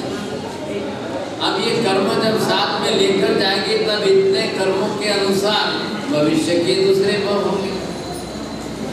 सिर्फ इसमें से एक ही मात्र आपका आयुष्य कर्म जो यहाँ पर है वही आपका समाप्त होना है, पूरा होना है। बाकी के सभी कर्म आत्मा साथ में लेकर जाते हैं। हम यहाँ पर पर्युषण आए, क्षमापना करते हैं, भिक्षामी दुष्टम देते हैं, अट्ठाई करते हैं, अर्थम करते हैं, मास्कमन करते हैं। आज पूरे हिंदुस्तान के अंदर आप देखने जाओ तो पर्युषण के निमित्त की कितनी बड़ी बड़ी तपस्या सब जगह पर चल रही है। कई जगह पर देखेंगे साधु साधुओं की तपस्या, श्रावक श्राविकों की तपस्या। अभी अभी सुना है कि अहमदाबाद के अंदर छोटी सी बच्ची 5-6 बरस कितने 8 बरस की बच्ची और मास्कमन कर रही है। हमारी अक्ल काम न करे कि इतनी छोटी सी बच्ची है और कैसे करती होगी। अब कोई उसको भूख नहीं लगती होगी क्या? लेकिन जब इतनी तपस्या करें, अब ये है कि ये संस्कार वश करें। हमारे जैसे संस्कार बन गए और उस पर है तो एक घर का वातावरण अलग बनता है। लेकिन यहाँ पर्युषण निमित्त में तप करने का हेतु क्या है? क्यों करते हैं हम तप तपस्या? इधर देखिए, हमारी आत्मा पर जितने प्रमाण में कर्मों का प्रमाण भरा, एक जो आपने कर्म जैसे जप किए और उसमें से आपने जैसे कर्म बांधे, अब बंधे हुए कर्म आपके अब तक कितने प्रमाण में पड़े हैं, अब कौन से कर्म कैसे पड़े हैं, अब किस प्रकार के कर्मों के कारण हमको कब कैसा सुख दुख भुगतना है, सबका हिसाब अलग है। तो ये यहाँ पर अगर हमारे कर्म है, अगर आप यहाँ पर आज भी इन कर्मों का क्षय नहीं कर सके तो ये कर्म अगले जन्म के साथ में ले जाएंगे। अब एक ही दुनिया के अंदर जैन धर्म मिला है कि जिसमें कर्म क्षय करने की बात भी तो हो रही है। बाकी दुनिया के अन्य आप अन्यत्र कहीं चले जाएंगे तो वहाँ कर्म क्षय करने की कोई बात ही नहीं करेंगे और प्रवृत्ति तो होती रहेगी, कर्म तो बांधते रहेंगे लोग। दुनिया के अंदर कोई ऐसा नहीं कह सकते हैं कि जैन लोग कर्म मानते हैं, जैनों को ही कर्म लगते हैं क्या? दूसरे जैन नहीं है वो लोग कर्म नहीं मान रहे, उनको तो नहीं लग रहे हैं, ऐसा नहीं है। कर्म सबके लिए है। महावीर ने मात्र जैनों के लिए बताया, ऐसे नहीं है, दुनिया भर के समस्त जीवों के लिए बात की, संसार के समस्त जीवों के लिए एक ही बात है। अब इस विषय में हमको ये देखना है, हमारे ये पुराने कर्म। इधर देखिए, अब इन कर्मों के अंदर हम जाकर सिमंदर स्वामी को आज पूछे, हे भगवान ये कर्म कितने वर्षों का है, ये कर्म हमारा कितने वर्षों तक रहने वाला है आत्मा के साथ, तो सबकी टाइम लिमिट अलग अलग प्रकार की बताएंगे। अब किस की टाइम लिमिट कितने वर्षों की है? यहाँ पर ये है मोहनीय कर्म। अब आप देख रहे हो कि ये कर्म आपके क्रोध मोहनीय का है, ये मान का है, ये माया का है, ये लोभ का है। अब ये कर्म सब इकट्ठे हो रहे हैं और इन कर्मों के आधार पर हमारा स्वभाव नक्की हो रहा है। ऐसा स्वभाव लेकर के आप दूसरे जन्म में जाओ, वो यहाँ पूरा हो जाएगा, शरीर यहाँ छूट जाएगा। यहाँ से भले ही आप महाविद्य में जाओ, भले ही आप यहाँ से देवगति में जाकर देवता बनना, वो विभाग अलग है। यहाँ पर नाम कर्म के घर के अंदर ये जो कर्म है कि आपको किस गति में ले जाए, लेकिन स्वभाव यहाँ से आप इन कर्मों के कारण जो जैसा स्वभाव बना है वो स्वभाव आप साथ में लेकर जाओगे। अब महाविद्य में जाओगे तो वहाँ भी परिवार कुटुंब की व्यवस्था तो यही रहेगी। वहाँ पर भी जो है माता पिता रहेंगे, बच्चे जन्म होगा, जन्म के बाद बड़े होंगे, वहाँ पर भी शादी होगी किसी के साथ, वहाँ पर भी संतान जन्मेंगे, आपका परिवार बनेगा। अब परिवार में सबके साथ आपका स्वभाव कौन सा कैसा काम करेगा? स्वभाव यहाँ से लेकर वहाँ जाना है, शरीर यहाँ से लेकर वहाँ नहीं जाना है। शरीर यहाँ का शरीर आपने यहीं छोड़ दिया, अब वहाँ जाकर के 500 धनुष की काया बनानी है। अब 500 धनुष की उनके शरीर में और हमारे यहाँ के 5-7 हाथ की काया के शरीर में आसमान जमीन का अंतर कितना पड़ेगा? कितना अंतर पड़ेगा आप सोचिए। अब इतने बड़े अंतर के बीच में हम ये शरीर लेकर के वहाँ महाविद्या में नहीं रह सकते, और महाविद्या के लोग अगर यहाँ आ जाए तो हमारे सामने बख्शली वो नहीं रह सकते। इसलिए जिस क्षेत्र में जाए तो वहाँ पर उस हिसाब से वैसा शरीर बनता है, जिस क्षेत्र में जाओ वहाँ पर उस हिसाब से वैसा आयुष्य बनता है। ऐसी स्थिति में सबके अलग अलग होना है। आज भी आप जापान में चले जाओ तो वहाँ पर ठिकने लोग हैं, चाइना में ठिकने लोग हैं, लेकिन इंग्लैंड में चले जाओ तो वहाँ लंबे लोग हैं, अफ्रीका में चला जाओ तो वहाँ पर हाइट अलग। ये सब जगह संसार के अंदर अलग अलग रहना ही, हाइट वगैरह सब के। तो महाविद्या में आप जाओगे, शरीर तो नया बनाना ही पड़ेगा। स्वभाव का क्या? यहाँ जो झगड़ा करके यहाँ के क्लेश कसाय कौटुंबिक परिवार के साथ के झगड़े लेकर के आप महाविद्या में गए, अब ये स्वभाव आपका वहाँ आया, वहाँ जो कुटुंब परिवार आपका बनेगा, अब वहाँ फिर किसी के साथ लड़ोगे झगड़ोगे। आप यहाँ खाली 100 बरस लड़ेंगे झगड़ेंगे, वहाँ गए तो 84 लाख पूर्व का आयुष्य कॉमन है। वहाँ गए तो 500 धनुष की काया सबके लिए कॉमन है। शरीर इतना बड़ा, आयुष्य इतना बड़ा, जीवन इतना लंबा जीना है, और स्वभाव आपका जो बनेगा उसका क्या? ध्यान से सुनिए, 24 कला जो यहाँ पर है वही 24 कला का दिन वहाँ पर है। यहाँ पर भी दिन रात होते हैं, वहाँ पर भी दिन रात। यहाँ पर भी पत्नी पुत्र परिवार है, वहाँ पर भी पत्नी पुत्र परिवार है। अब स्वभाव का क्या है? इधर देखिए, ये स्वभाव लेकर गए, यहाँ से आप ज्ञानावरणीय कर्म लेकर जाओ, आपकी बुद्धि कितनी चलेगी? बुद्धि किसके बल पर बनती है? ज्ञानावरणीय कर्म के आधार पर। मेमोरी आपकी किसके बल पर बनती है? ज्ञानावरणीय कर्म के आधार पर। अब दर्शनावरणीय कर्म के आधार पर आँख नाक कान वगैरह सारे आपके काम करेंगे। वहाँ पर भी आपको 500 धनुष की काया हो तो रास्ते पर जमीन पर चलते कीड़ी मकोड़ा दिखना चाहिए कि नहीं? वहाँ पर भी आँख नाक कान वगैरह जो आपके बनेंगे, वहाँ पर भी नींद आएगी, सोना है, और वहाँ पर भी आपको अंतराय कर्म तो हृदय में आना ही आता है। ये का यही संसार वहाँ पर भी है, ऐसी वहाँ पर है, ऐसा ही संसार वहाँ भी चलने वाला है, कोई फर्क पड़ने वाला नहीं। संसार में कोई फर्क। आप देवगति में जाइए, वहाँ पर भी यही संसार है। अब वहाँ की व्यवस्था अलग प्रकार की है, वहाँ पर पत्नी पुत्र परिवार नहीं है, बस फर्क ये। लेकिन आप देवगति में गए, इधर देखिए, ये कर्म आपका साथ में, स्वभाव आप देवगति में भी साथ में लेकर जाओ। आप गए जरूर देवगति में, देव बने, स्वभाव यही आएगा। यहाँ का स्वभाव लेकर वहाँ जाओ। अब वहाँ पर आप स्वभाव के आधार पर कोई क्रोधी बनाए, कोई अभिमानी बनाए, कोई मायावी बनाए, कोई लोभी बनाए, कोई रागी द्वेषी बनाए, कोई कैसा बनाए, कोई कैसा बनाए। भाई साहब जरा सबका मन बिगाड़ो, जरा समझा दो।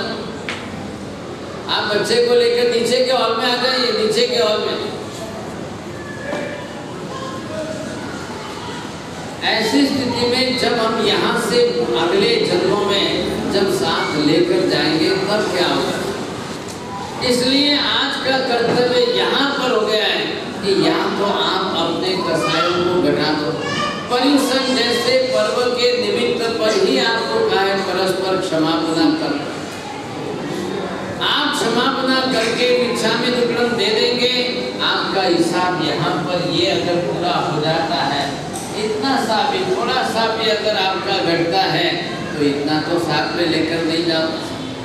अब हम हमारे जीवन में, संसार में सबके साथ जीवन जी रहे हैं, कितने लोगों के साथ रोज का हमारा व्यवहार है, कितने लोगों के साथ बोलना पड़ता है, कितने लोगों के साथ बैठना पड़ता है।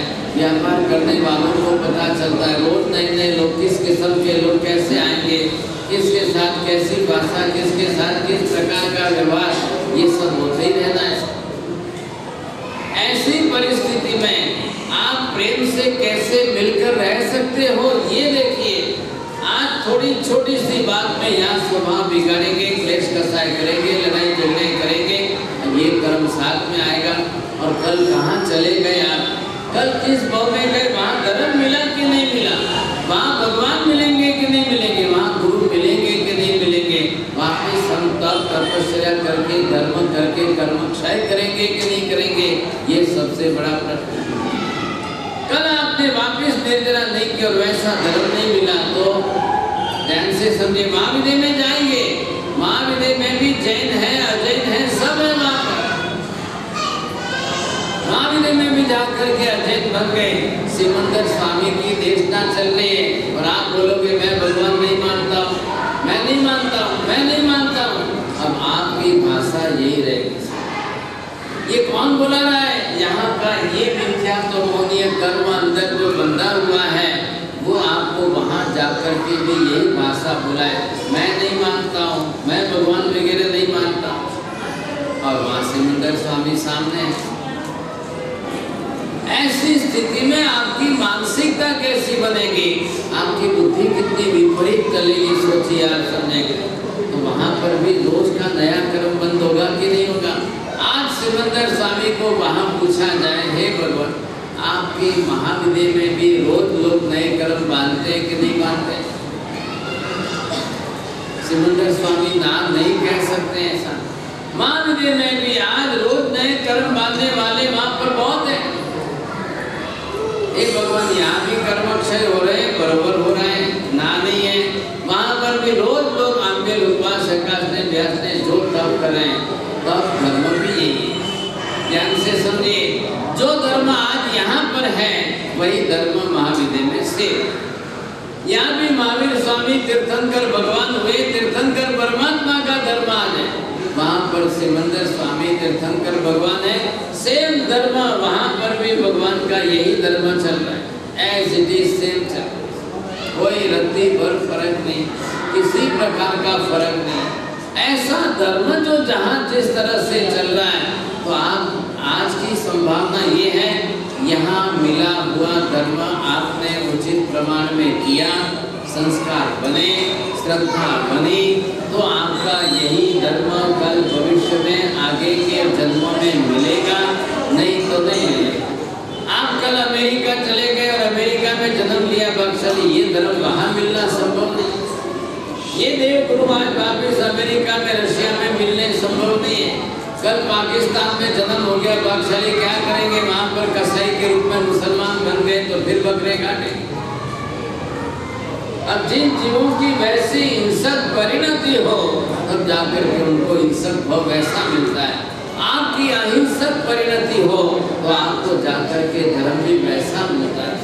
बाकी तो दो हाथ पैर के मनुष्य सभी हैं, मात्र दो हाथ पैर के मनुष्य से कुछ नहीं होता है। जीवन के अंदर वैसी करनी क्या। अब इधर देखिए, एक एक कर्म आत्मा पर जो बना है, आज भगवान को पूछें कि भगवान ये कर्म मेरी आत्मा पर बना है, अगर ये कहते कि भी 1 लाख वर्ष की काल अवधि का ये कर्म है, ये कर्म आपके ऊपर जो है 1 करोड़ वर्ष का है, ये कर्म 10 करोड़ वर्ष का है, ये कर्म 1 अरब वर्ष का है, एक कर्म 10 लाख वर्ष का है, ये कर्म 10 करोड़ वर्ष का है। अब सभी कर्म अलग अलग टाइम लिमिट वाले हैं। आपकी भाषा में समझाने के लिए मैं यहाँ पर लाख और करोड़ लिख रहा हूँ, लेकिन महावीर स्वामी तो सागरों के कर्म की अवधि बता है। ये बिल्डिंग बन गई, ये खंबा बन गया, आरसीसी कंक्रीट का है, इस पर आप जानते हो रेती है, अंदर कंक्रीट के पत्थर के टुकड़े हैं, अंदर पानी भी डाला गया है, सीमेंट भी डाला गया है। अब ये दीवार कितनी सॉलिड मजबूत बन गई कि आप लात मारो तो गिर जाएगा। अब ये कर्म हमारी आत्मा के साथ बन गए, आत्मा प्रदेशों के साथ कर्म का एक रस हो गया। अब ये बनकर आत्मा के साथ जुड़े हुए, आप ये सोचो कि कल कैसे निकल जाएंगे, क्या करें कि ये कर्म आत्मा पर से निकल जाए, हट जाए, समझे कि नहीं? कोई संभावना नहीं, ऐसे ही तो कोई निकलने वाले नहीं है। अब इन कर्मों को हटाने के लिए हम कितने उपवास करें तो ये कर्म निकले। कोई कर्म आपका 1000 उपवास से निकले, कोई कर्म आपका 10,000 उपवास से निकले, कोई कर्म आपके मासकरण से निकले, कोई कर्म आपके 28 से निकले। कितने तप की जरूरत पड़ेगी तब जाकर के ये कर्म हटेंगे। इन कर्मों की गाढ़ता कितनी है, इन कर्मों की आत्मा के साथ दृढ़ता कितनी है, ये हिसाब हमने कभी देखा ही नहीं। नीचे रसूल आला है धुआंटे भरी है। पहला दर्जे क्या लिया और कोई जौनिस नहीं के अंदर इन कर्मों की जितनी दृढ़ता है, जितनी मजबूती, सॉलिडिटी है, आप ये मत सोचिए कि कर्म ऐसे ही हट जाएंगे, कुछ भी किए बिना पूरे हो जाएंगे, संभावना नहीं। आप कुछ भी तप न करें और कुछ भी न करते हुए ऐसे ही कर्म आत्मा पर पड़े रहे, कल यहाँ से गति नरक में हो जाएगी, तब भुगतने तो पड़ेंगे। यहाँ से कल नरक में जाए, एक एक कर्म का हिसाब भुगतना पड़ेगा। अब जब नरक गति के अंदर एक एक कर्मों का हिसाब जब भुगतना पड़े, तब परिस्थिति कैसी होगी और कितनी भारी परिस्थिति होगी, वो तो कितना भारी होगा और कितने वर्षों तक भुगतना पड़ेगा। अब इन सब कर्मों का हिसाब करिए आप, एक एक का 10 करोड़ बरस, किसी का 10 लाख बरस, किसी का, अब सबका हिसाब करो। आखिर नरक गति के अंदर इतना लंबा आयुष्य काल क्यों होता है? इतने लंबे सागरों पमों का आयुष्य नरक में क्यों होता है? क्या कारण क्या है? ऐसी नरकों के अंदर आत्मा को जाना न पड़े और वहां जाकर के भुगतने न पड़े, इसके लिए पहले से हम तपस्या करके इसमें से आप जितनी निद्रा करके पाप का प्रमाण खपा दो, घटा दो, उसमें समझदारी है। महावीर भले चले गए, आज भगवान नहीं है, लेकिन भगवान जो धर्म बता कर गए वो तो है, मार्ग तो वही है। आज तब धर्म वही है, उपवास वही है। ध्यान से सुनिए, जो उपवास, जैसा उपवास आज हम यहाँ कर रहे हैं, ठीक ऐसा ही उपवास आज महाविद्या में भी हो रहा है। वहाँ करे तो भी वही उपवास है, यहाँ करो यही उपवास। एक छोटा बच्चा करे तो भी उपवास के अंदर उसको भी दूध पीने की छूट नहीं है, एक बड़ा करे तो भी उसको भी उपवास के अंदर कोई छूट नहीं। हिंदू धर्म ने अपनी मान्यताएं बदल दी, उन्होंने उपवास के साथ में मेवा मिठाई खाने की छूट दे दी। भाई साहब, फिर वो उपवास के रूप में नहीं है। यहाँ तब कर रहे हो, आत्मा के लिए कर रहे हो, शरीर के लिए नहीं कर रहे हो। शरीर के लिए उपवास का कोई उपयोग नहीं है। शरीर के लिए फायदा ये है कि एक दिन हमारी डाइजेशन की सिस्टम अंदर से बंद पड़ेगी, आराम मिलेगा अंदर के डाइजेशन को, बस शरीर के लिए और क्या फायदा है। लेकिन आप शरीर का फायदा लक्ष्य में लेकर के तब न करें, आत्मा पर लगे हुए कर्मों का क्षय करने की दृष्टि से तब बात नहीं। जब ये लक्ष्य हमारा बन जाए, उद्देश्य ये बन जाए, सब पाप प्रणाशनो, मुझे सब पाप कर्मों का नाश करना ही करना है, अब उसी दृष्टि से मुझे तब करना है तो ही करना है, नहीं तो करने का कोई मतलब नहीं। अब आप छोटा बड़ा तब जो करो, आप एकाष्टम व्यस्ता अमिल करो। महावीर ने यहाँ पर इस तब की प्ररूपना की। आज भी महाविद्य क्षेत्र में, 5 महाविद्य क्षेत्र में 20 तीर्थंकर भगवंतों की हाजिरी में समस्त में, वहाँ पर भी अमिल एकाष्टा व्यस्ता रोज हो रहा है। अब फर्क क्या है कि आपने अमिल के अंदर जरा इडली डोसा बना दिया, वहाँ पर नहीं बनते हैं। आप नमक मिर्च डाल दो, वहाँ पर नहीं डालते हैं। वहाँ पर अमिल आज भी अरुणा अमिल शुद्ध करते हैं। ये है तप के अंदर अशुद्धियां बीच में न लाए हम।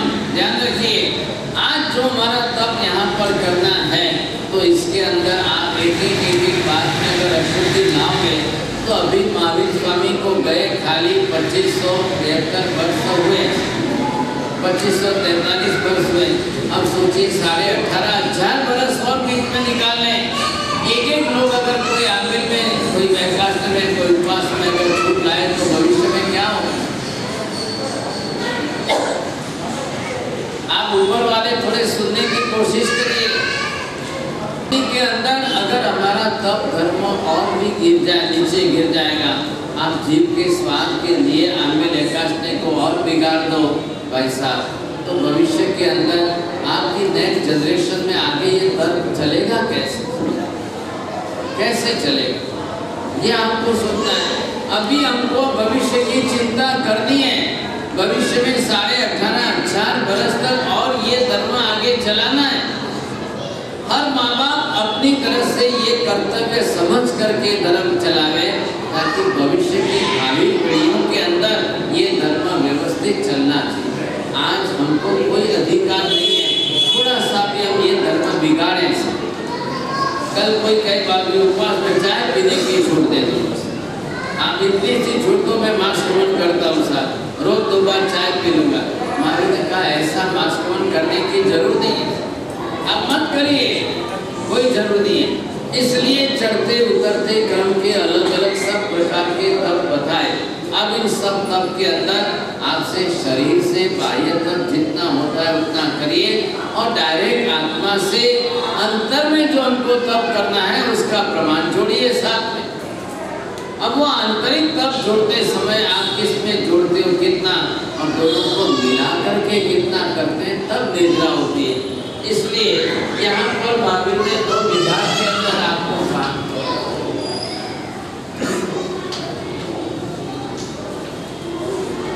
अब इन 2 के अंदर आभ्यंतर कक्षा के तप भी आपको 6 अलग प्रकार के बताए, और इधर बाह्य कक्षा के अंदर भी तप आपको अलग से 6 प्रकार के बताए।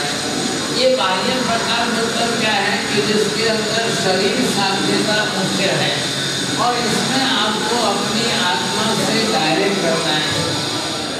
तो यहाँ निर्देशन आपको दी कि आप उपवास करिए, आप आमिल एकाष्टना करिए, आप रस का त्याग करिए, आप वृत्ति का संक्षेप करिए, आप काय कष्ट को सहन करिए। ये भी सब हमारे बाह्य तप हैं। साधु महाराज को यहाँ पर आते आते जो है जिस प्रकार से इन बाह्य तत्वों के वेद के अंदर लाकर जो बताए कि आप केश लोच करिए, केश लुंचन करना, ये भी बाह्य तप। शरीर पर कष्ट सहन करना, सिर पर के बाहर आप निकालोगे तो ये भी आपके लिए बाह्य तप का साधन जरूर बनेगा, लेकिन लोच करते हुए भी आपको निद्रा करनी है। आप 2 घंटे में 2000 वर्षों के कर्मों का पास करते हैं। ये मात्र शरीर के लिए है ऐसा नहीं है, शरीर केंद्रीभूत साधन है मात्र, लेकिन शरीर पर आए हुए जो भी कष्ट हम सहन करें और निद्रा आत्मा पर लगे हुए कर्मों की, ये उद्देश्य वहां पर लाया। अगर हम निद्रा का उद्देश्य बीच में से निकाल दें कर्मक्षय का, फिर तब का कोई मतलब ही नहीं रहता। आपको सुनकर आश्चर्य होगा, बौद्ध धर्म ने सर्वथा तप का निषेध, उन्होंने ना ही कह दी कि नहीं तप करने से कोई फायदा नहीं होता है, तप करने से जरूर क्या है, भूखे रहकर क्या भगवान की भक्ति करोगे, ऐसी बातें बना करके बौद्ध धर्म ने तप लाई। भाई साहब थोड़ा ध्यान रखिए, 1 बार 2 बार 3 बार कितनी बार कहना पड़ेगा?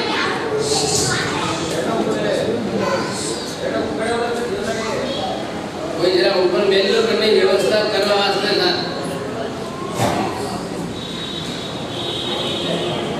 आप समझ जाइए, बख्शाली बड़े वाले जो भी आप बच्चों को लेकर नीचे हॉल में आ जाओ।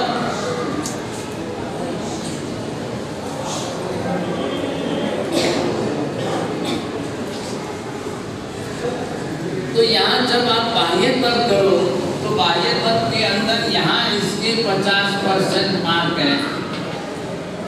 और यहाँ पर जो है आभ्यंतर तप के अंदर ये 50%। अब जोड़िए आप, कई बार ऐसा होता है कि 60% कोई यहाँ बना दे, 40% यहाँ बना दे।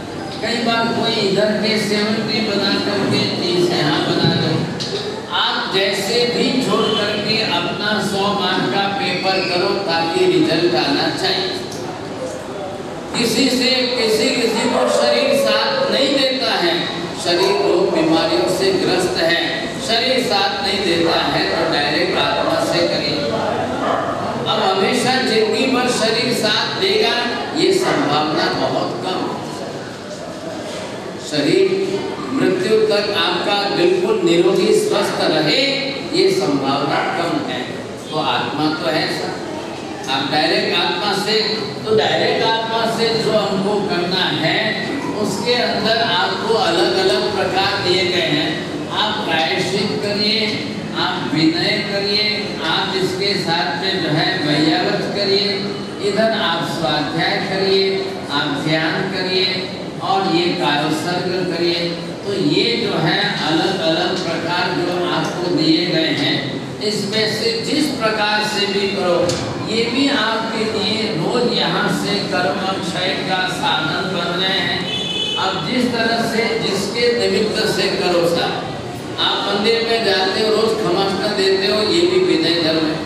आज आपने मानस बनाया मुझे 12 खमाष्टे देना है। एक भाग्यशाली ने नियत बनाया कि पालितना झटकर के ऊपर आदेश्वर भगवान के सामने 108 प्रदक्षिणा देते हुए 108 खमाष्टे देना है। उपदान तब के अंदर आपने देखा कि रोज सुबह 100 खमाष्टे देने हैं। ये फिजिकल एक्सरसाइज नहीं है, लेकिन यहाँ का विनय गुण का आचरण है। आप अपने कर्मों की निद्रा करें। श्रेणी कृष्ण महाराजा ने नेमिनाथ भगवान के सामने वंदन करते हुए अपने कर्मों की निद्रा की, बहुत कर्मों की निद्रा की। अब उस समय उसमें से इनका बाह्य तत्व में से कौन सा साथ में था या नहीं था, आपने इधर ही अपने परसेंटेज ज्यादा आभ्यंतर तत्व में बनाए। क्योंकि बाह्य तब करोगे शरीर की यथाशक्ति आपको निमित्त लेना पड़ेगा। आपको शरीर कितना साथ दे रहा है, शरीर की शक्ति कितना सहयोग कर रही है, तब आप बोलोगे यथाशक्ति। लेकिन आभ्यंतर के अंदर खमाष्टे देने में आप शक्ति नहीं बोलोगे। वैयावच करनी है, सेवा भक्ति भी करनी है, ये भी आपके लिए तब हो गया। आज कोई भी मांसकमन कर रहा है, आप पैर दबा दो, सिर दबा दो, पाम लगा दो, सेवा कर दो। आपको तो वैयावच की सेवा का लाभ मिलेगा, वो महत्व का है। इधर आप स्वाध्याय करो, आप व्याख्यान सुन रहे हो, ये भी आपका कर्म है। आप 3 घंटे बैठ करके व्याख्यान सुनो, ये भी आपको बराबर निद्रा कराता है। यहाँ दूसरा कोई पाप करना नहीं है। जो सामायिक लेकर बैठ जाए वो संवर भी कर रहे, निद्रा कर रहे। सामायिक नहीं ले लिया आपने और आप जिस वाणी श्रवण करके तत्व को समझ रहे हो, ये ज्ञानाचार आपका स्वाध्याय, ये भी आपकी निद्रा के लिए। लोक रंजनकारी व्याख्यान निद्रा नहीं कराते। जहाँ आत्मा के सीधे तत्व की विचारणा हो वैसे व्याख्यान में ज्ञान वृद्धि हो तो निद्रा करावे, नहीं तो नहीं होगा भाई। कल आप चले जाओ अलग अलग जगह पर कथा सुनने चले जाओ, कुछ नहीं होता। यहाँ आते आते आपने ध्यान मेडिटेशन आत्मा का ध्यान किया है, कर्म क्षया सारी ध्यान किया है, तब जाकर के आपकी निद्रा। आप कहो कि मैंने तो शरीर का ध्यान किया है, मैंने विपश्यना का ध्यान किया है, मैंने वो ध्यान किया है, मैंने उधर का, ये सब आपको कर्म क्षय नहीं करा सकते। कर्म क्षय कारक आपका ध्यान होना चाहिए साहब। और यहाँ पर है अंत में कायोत्सर्ग। आप खड़े खड़े 100 लोगस का कायोत्सर्ग करो। जो भी 28 करते हो, 28 करते हो, मांसकमन करते हो, निद्रा करने के लिए भले रात को कोई न होवे, 1 बजे उठ जाइए, 100 लोगस का कायोत्सर्ग करो। रात को नींद खुल गई आपकी, नींद नहीं आ रही है, आप तो ध्यान मत करिए, फालतू चिंता मत करिए, खड़े खड़े 100 लोगस का कायोत्सर्ग करो। आप तब में हैं, आपकी निद्रा का प्रमाण बढ़े। ये जो चिकने कर्म सब आत्मा के साथ लगे हुए बंधे हुए, इतनी जल्दी आसानी से कर्म क्षय हो जाएगा, इतने जल्दी ये कर्म निकल जाएंगे, इतनी संभावना नहीं है। ये दीवार बनाई कंक्रीट की लगा करके इसके ऊपर से कंकड़ निकालो, सीमेंट निकालो, आप देखो तो ये तो सीमेंट की दीवार इतनी सॉलिड बनी है, ये ज़्यादा से ज़्यादा 50, 60, 100 साल रहेगी साहब। इसकी है कितनी क्षमता, लेकिन ये कर्म जो आत्मा पर लगे, अच्छा देखो ये बिना सीमेंट के लगे हुए कर्म आत्मा पर 1 करोड़ बरस रहेंगे, 100 करोड़ बरस रहेंगे, 1 अरब बरस रहेंगे, तो दीवार मजबूत है कि कर्म ज़्यादा मजबूत है? अब दीवार के ऊपर आप खाली लात लगाओ, चलिए आपके पैर की हड्डी टूटेगी, कुछ नहीं होगा। और ये कर्म यहाँ पर इतने ज़्यादा मजबूत है, जो कर्म 1000 करोड़ बरस तक रह सकते हैं, हाँ लाखों करोड़ों वर्षों तक रह सकते हैं, तो ये कर्म कोई आसानी से तो निकलने वाले नहीं। अब जब हम अठम करें, तेला करें, उपवास करें, मास्कोण करें, अट्ठाई करें, तो थोड़ा काया को कष्ट तो होगा ही, शरीर तो कमजोर होना ही होना है। शरीर कमजोर नहीं होगा तो आत्मा मजबूत नहीं होगी सर। आप शरीर लक्ष्य तप नहीं कर रहे हो, आप आत्मा लक्ष्य तप कर रहे हो। पहले अपना लक्ष्य निर्धारित करिए, और लक्ष्य निर्धारित करोगे तब आपको पता चलेगा कि सारा तप हमारा आत्मा लक्ष्य तप। भगवान ने, महावीर ने आत्मा के कर्मों का क्षय करने के लिए तप धर्म की व्यवस्था की है, और जिन्होंने तप धर्म का निषेध किया उनको पता ही नहीं कि आत्मा क्या है, कर्म क्या है, क्षय क्या होता है, उनको कुछ भी पता नहीं है, उन्होंने तप धर्म की व्यवस्था नहीं की। तो जब हम खाने पीने की प्रक्रिया में चले जाते हैं तो वहाँ देह लक्ष्य बनता है, शरीर साधन बन जाता है, हम शरीर लक्ष्य बन जाते हैं, तब जाकर के आत्मा कर्म क्षय नहीं कर पाते। हाँ ये जरूर देखिए, आप अपने हिसाब से करिए, आपको निद्रा होनी चाहिए, आपको कम करना है ज़्यादा करना है अपने हिसाब से करिए। किसी का देख करके आपको कुछ नहीं करना है, इसने किया इसलिए मैं कर लूँ, इसने किया इसलिए मैं कर लूँ। भाई साहब तब धर्म में किसी की देखा देखी से कुछ नहीं होता, कभी नहीं होता है। ये पहले आपको अपनी तरह से समझ लेना चाहिए। अब ये लक्ष्य हमारा बन जाए तो देखिए 6 बाह्य और 6 आभ्यंतर, ये 12 प्रकार हमारी निद्रा के 12 प्रकार हो गए हमारी निद्रा।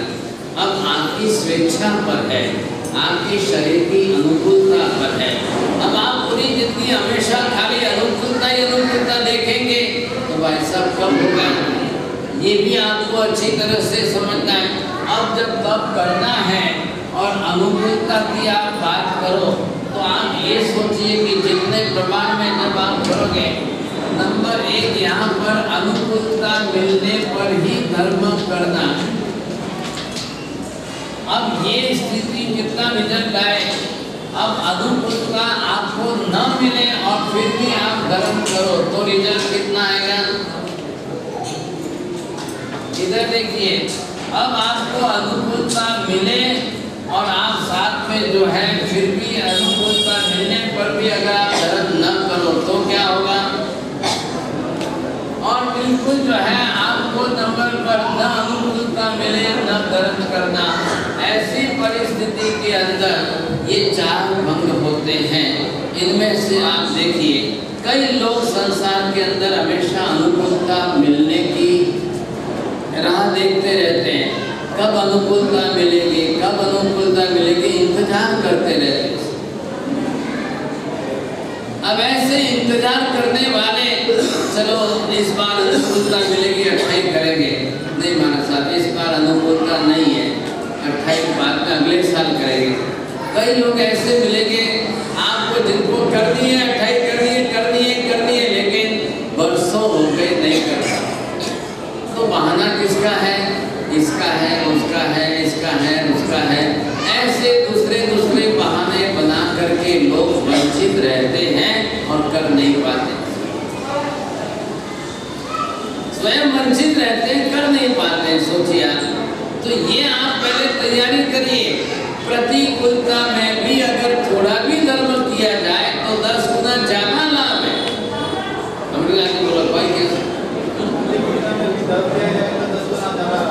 अनुकूलता में धर्म ज्यादा भी किया जाए तो लाभ कम है, और प्रतिकूलता में धर्म कम भी किया जाए तो लाभ 10 गुना ज्यादा है।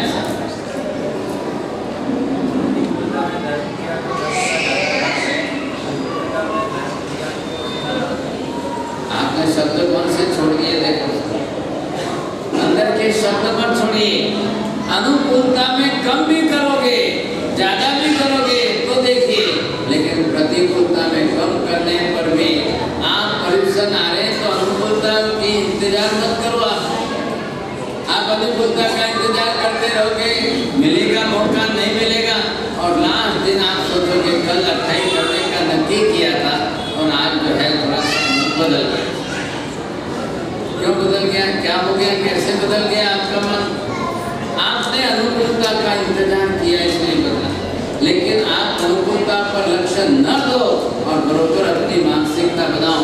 कैसी भी परिस्थिति होगी, कितनी भी प्रतिकूल परिस्थिति होगी, मुझे करना है, करना है। अब उस समय ये देखिए, और जो भी करते समय बाह्य तर्क करो, आभ्यंतर मत छोड़ना। आप ये नहीं बोलोगे कि मेरी 28 इसलिए व्याख्यान नहीं सुन रहा, मेरा मास्क्रमण इसलिए घर में सोते सोते कर रहा। आप ये नहीं बोलोगे 28 इसलिए सामयिक नहीं कर रहा। आप ये नहीं बोलोगे कि मेरा मास्क्रमण इसलिए प्रतिक्रमण नहीं हो सकता है, बार बार जाना नहीं आता है, बार बार आना नहीं होता है, आराम से सोते सोते घर में ही पूरा कर ले। ऐसा विचार भी मत करना। जो उसके साथ में आभ्यंतर अनिवार्य है वो अनिवार्य है। आपका सामयिक प्रतिक्रमण कौशल अनिवार्य है, वो निश्चित रूप से अनिवार्य है। आप उसका बहाना बना करके ये छोड़ोगे, गलती है। ऐसी स्थिति में हमको देखना है बरोबर, हमको ध्यान रखना है कि हम क्या करें और क्या न करें सुने, नहीं तो तब के द्वारा। अब इधर देखेंगे, आपको ये ध्यान में आएगा कि इतने जो कर्म यहाँ पर है, कई कर्म आपके ऐसे हैं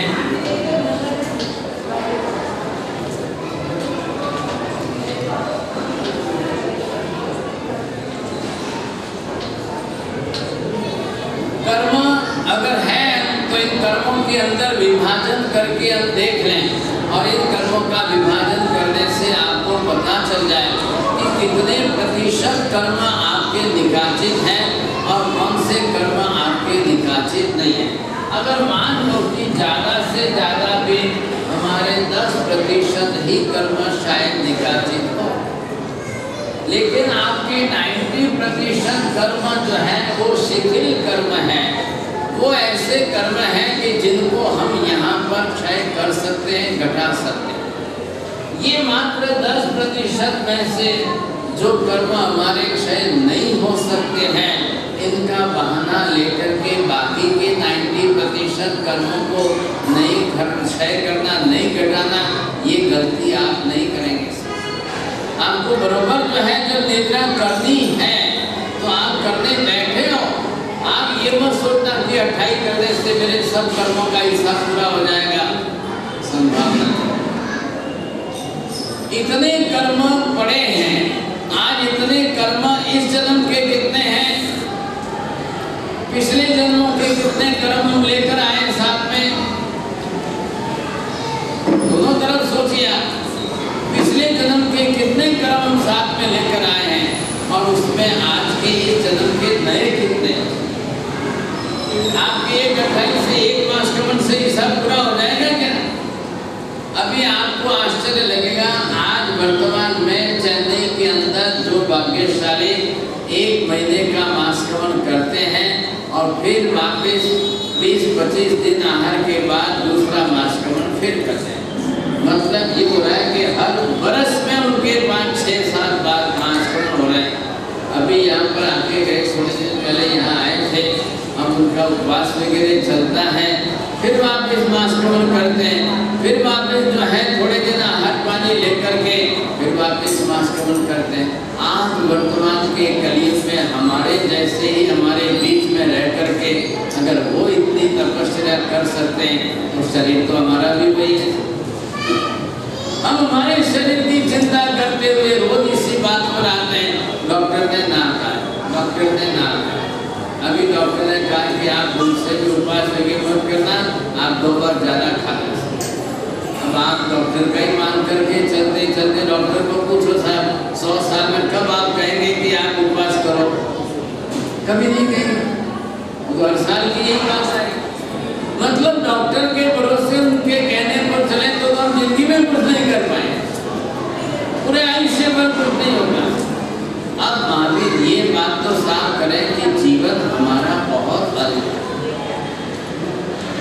आयुष्य जितना लेकर आए हो शायद उतना भी पूरा कर पाएंगे कि नहीं कर पाएंगे, ये भी चिंता का विषय। जो आयुष्य जैसा है, जितना मिला है, 100 तो 100 ही सही, 80 तो 80 सही, 70 तो 70, लेकिन जितना मिला है उतना भी आयुष्य पूरा कर पाएंगे कि नहीं कर पाएंगे, जीवन जी पाएंगे कि नहीं पाएंगे, ये विषय का है। ऐसे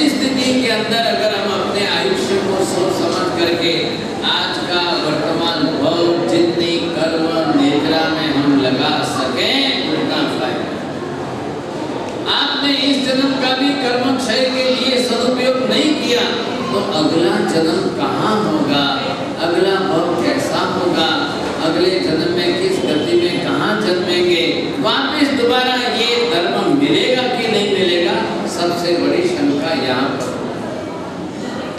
नहीं मिला तो क्या करेंगे, ये भी आपको सोचना है।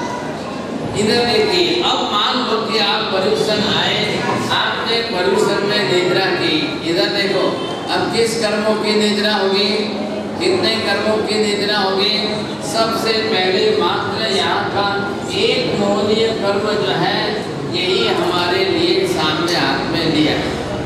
बाकी के 7 कर्मों का अभी कोई हिसाब बीच में नहीं करना है। एक कर्म पर लक्ष्य दो और मोहनीय कर्म है और इसकी 28 प्रकृतियां हैं। अब धीरे धीरे इधर देखिए, सबसे पहला विभाग ये है, पहला मिथ्यात्व मोहनीय कर्म अंदर जो पड़ा है, ये सबसे बड़ी भारी कर्म प्रकृति अंदर की है। अब इसको सबसे भारी कर्म की प्रकृति ये है मिथ्यात्व मोहनीय, ये हमारा कम हो जाए, ये घट जाए, इसके लिए आपको रोज व्याख्यान है। इसलिए पर्यूषण में व्याख्यान श्रवण करना अनिवार्य है। पर्यूषण में हम साधर्मिक स्वामी वात्सल्य, भोजन, खाना पीना कुछ भी नहीं करते। जितना हो सके उतना लक्ष्य देकर हम तप में जुड़ने की कोशिश करते हैं। कोई भी हो, उम्र से आप बच्चे हैं, उम्र से आप बड़े हैं, उम्र से आप बूढ़े हो, आप अपने शरीर की शक्ति के हिसाब से कम ज्यादा कुछ भी करो। अब यहाँ से पहला एक मोहनीय कर्म मिथ्यात्व का, मैं भगवान नहीं मानता हूँ, मैं आत्मा नहीं मानता हूँ, मैं मोक्ष नहीं मानता हूँ, ये जो हमारी धारणाएं हैं, ये अगर कर्म हम करते हैं, घटाते हैं और ये प्रमाण अगर हमारा अच्छा बदल जाता है तो आज हमारी सद्बुद्धि बन जाए। इसलिए आपको कल्प सूत्र के अंदर बरोबर आपको जो है ये सारे तत्व समझाए जाएंगे। 23 तारीख को बख्शले यहाँ पर दोपहर को 2 से 6 तक तो यह मास कमल करो, आपको खोलनी ही खोलनी। आप परस्पर दूसरों के साथ की क्षमा पना करके मिच्छामी दुक्कड़म दे करके गांठ खोलनी ही खोलनी है। ये गांठ लेकर हम अगले जन्म में साथ में नहीं जाएंगे। चाहे कोई भी हो, किसी के साथ भी कर्म बांधे, ये हमको लेकर के अगले जन्म में साथ में तो नहीं ले जाते। तो ये भी आपको देखना है। कई लोगों को ऐसे देखे बम्बई में 28 करेंगे लेकिन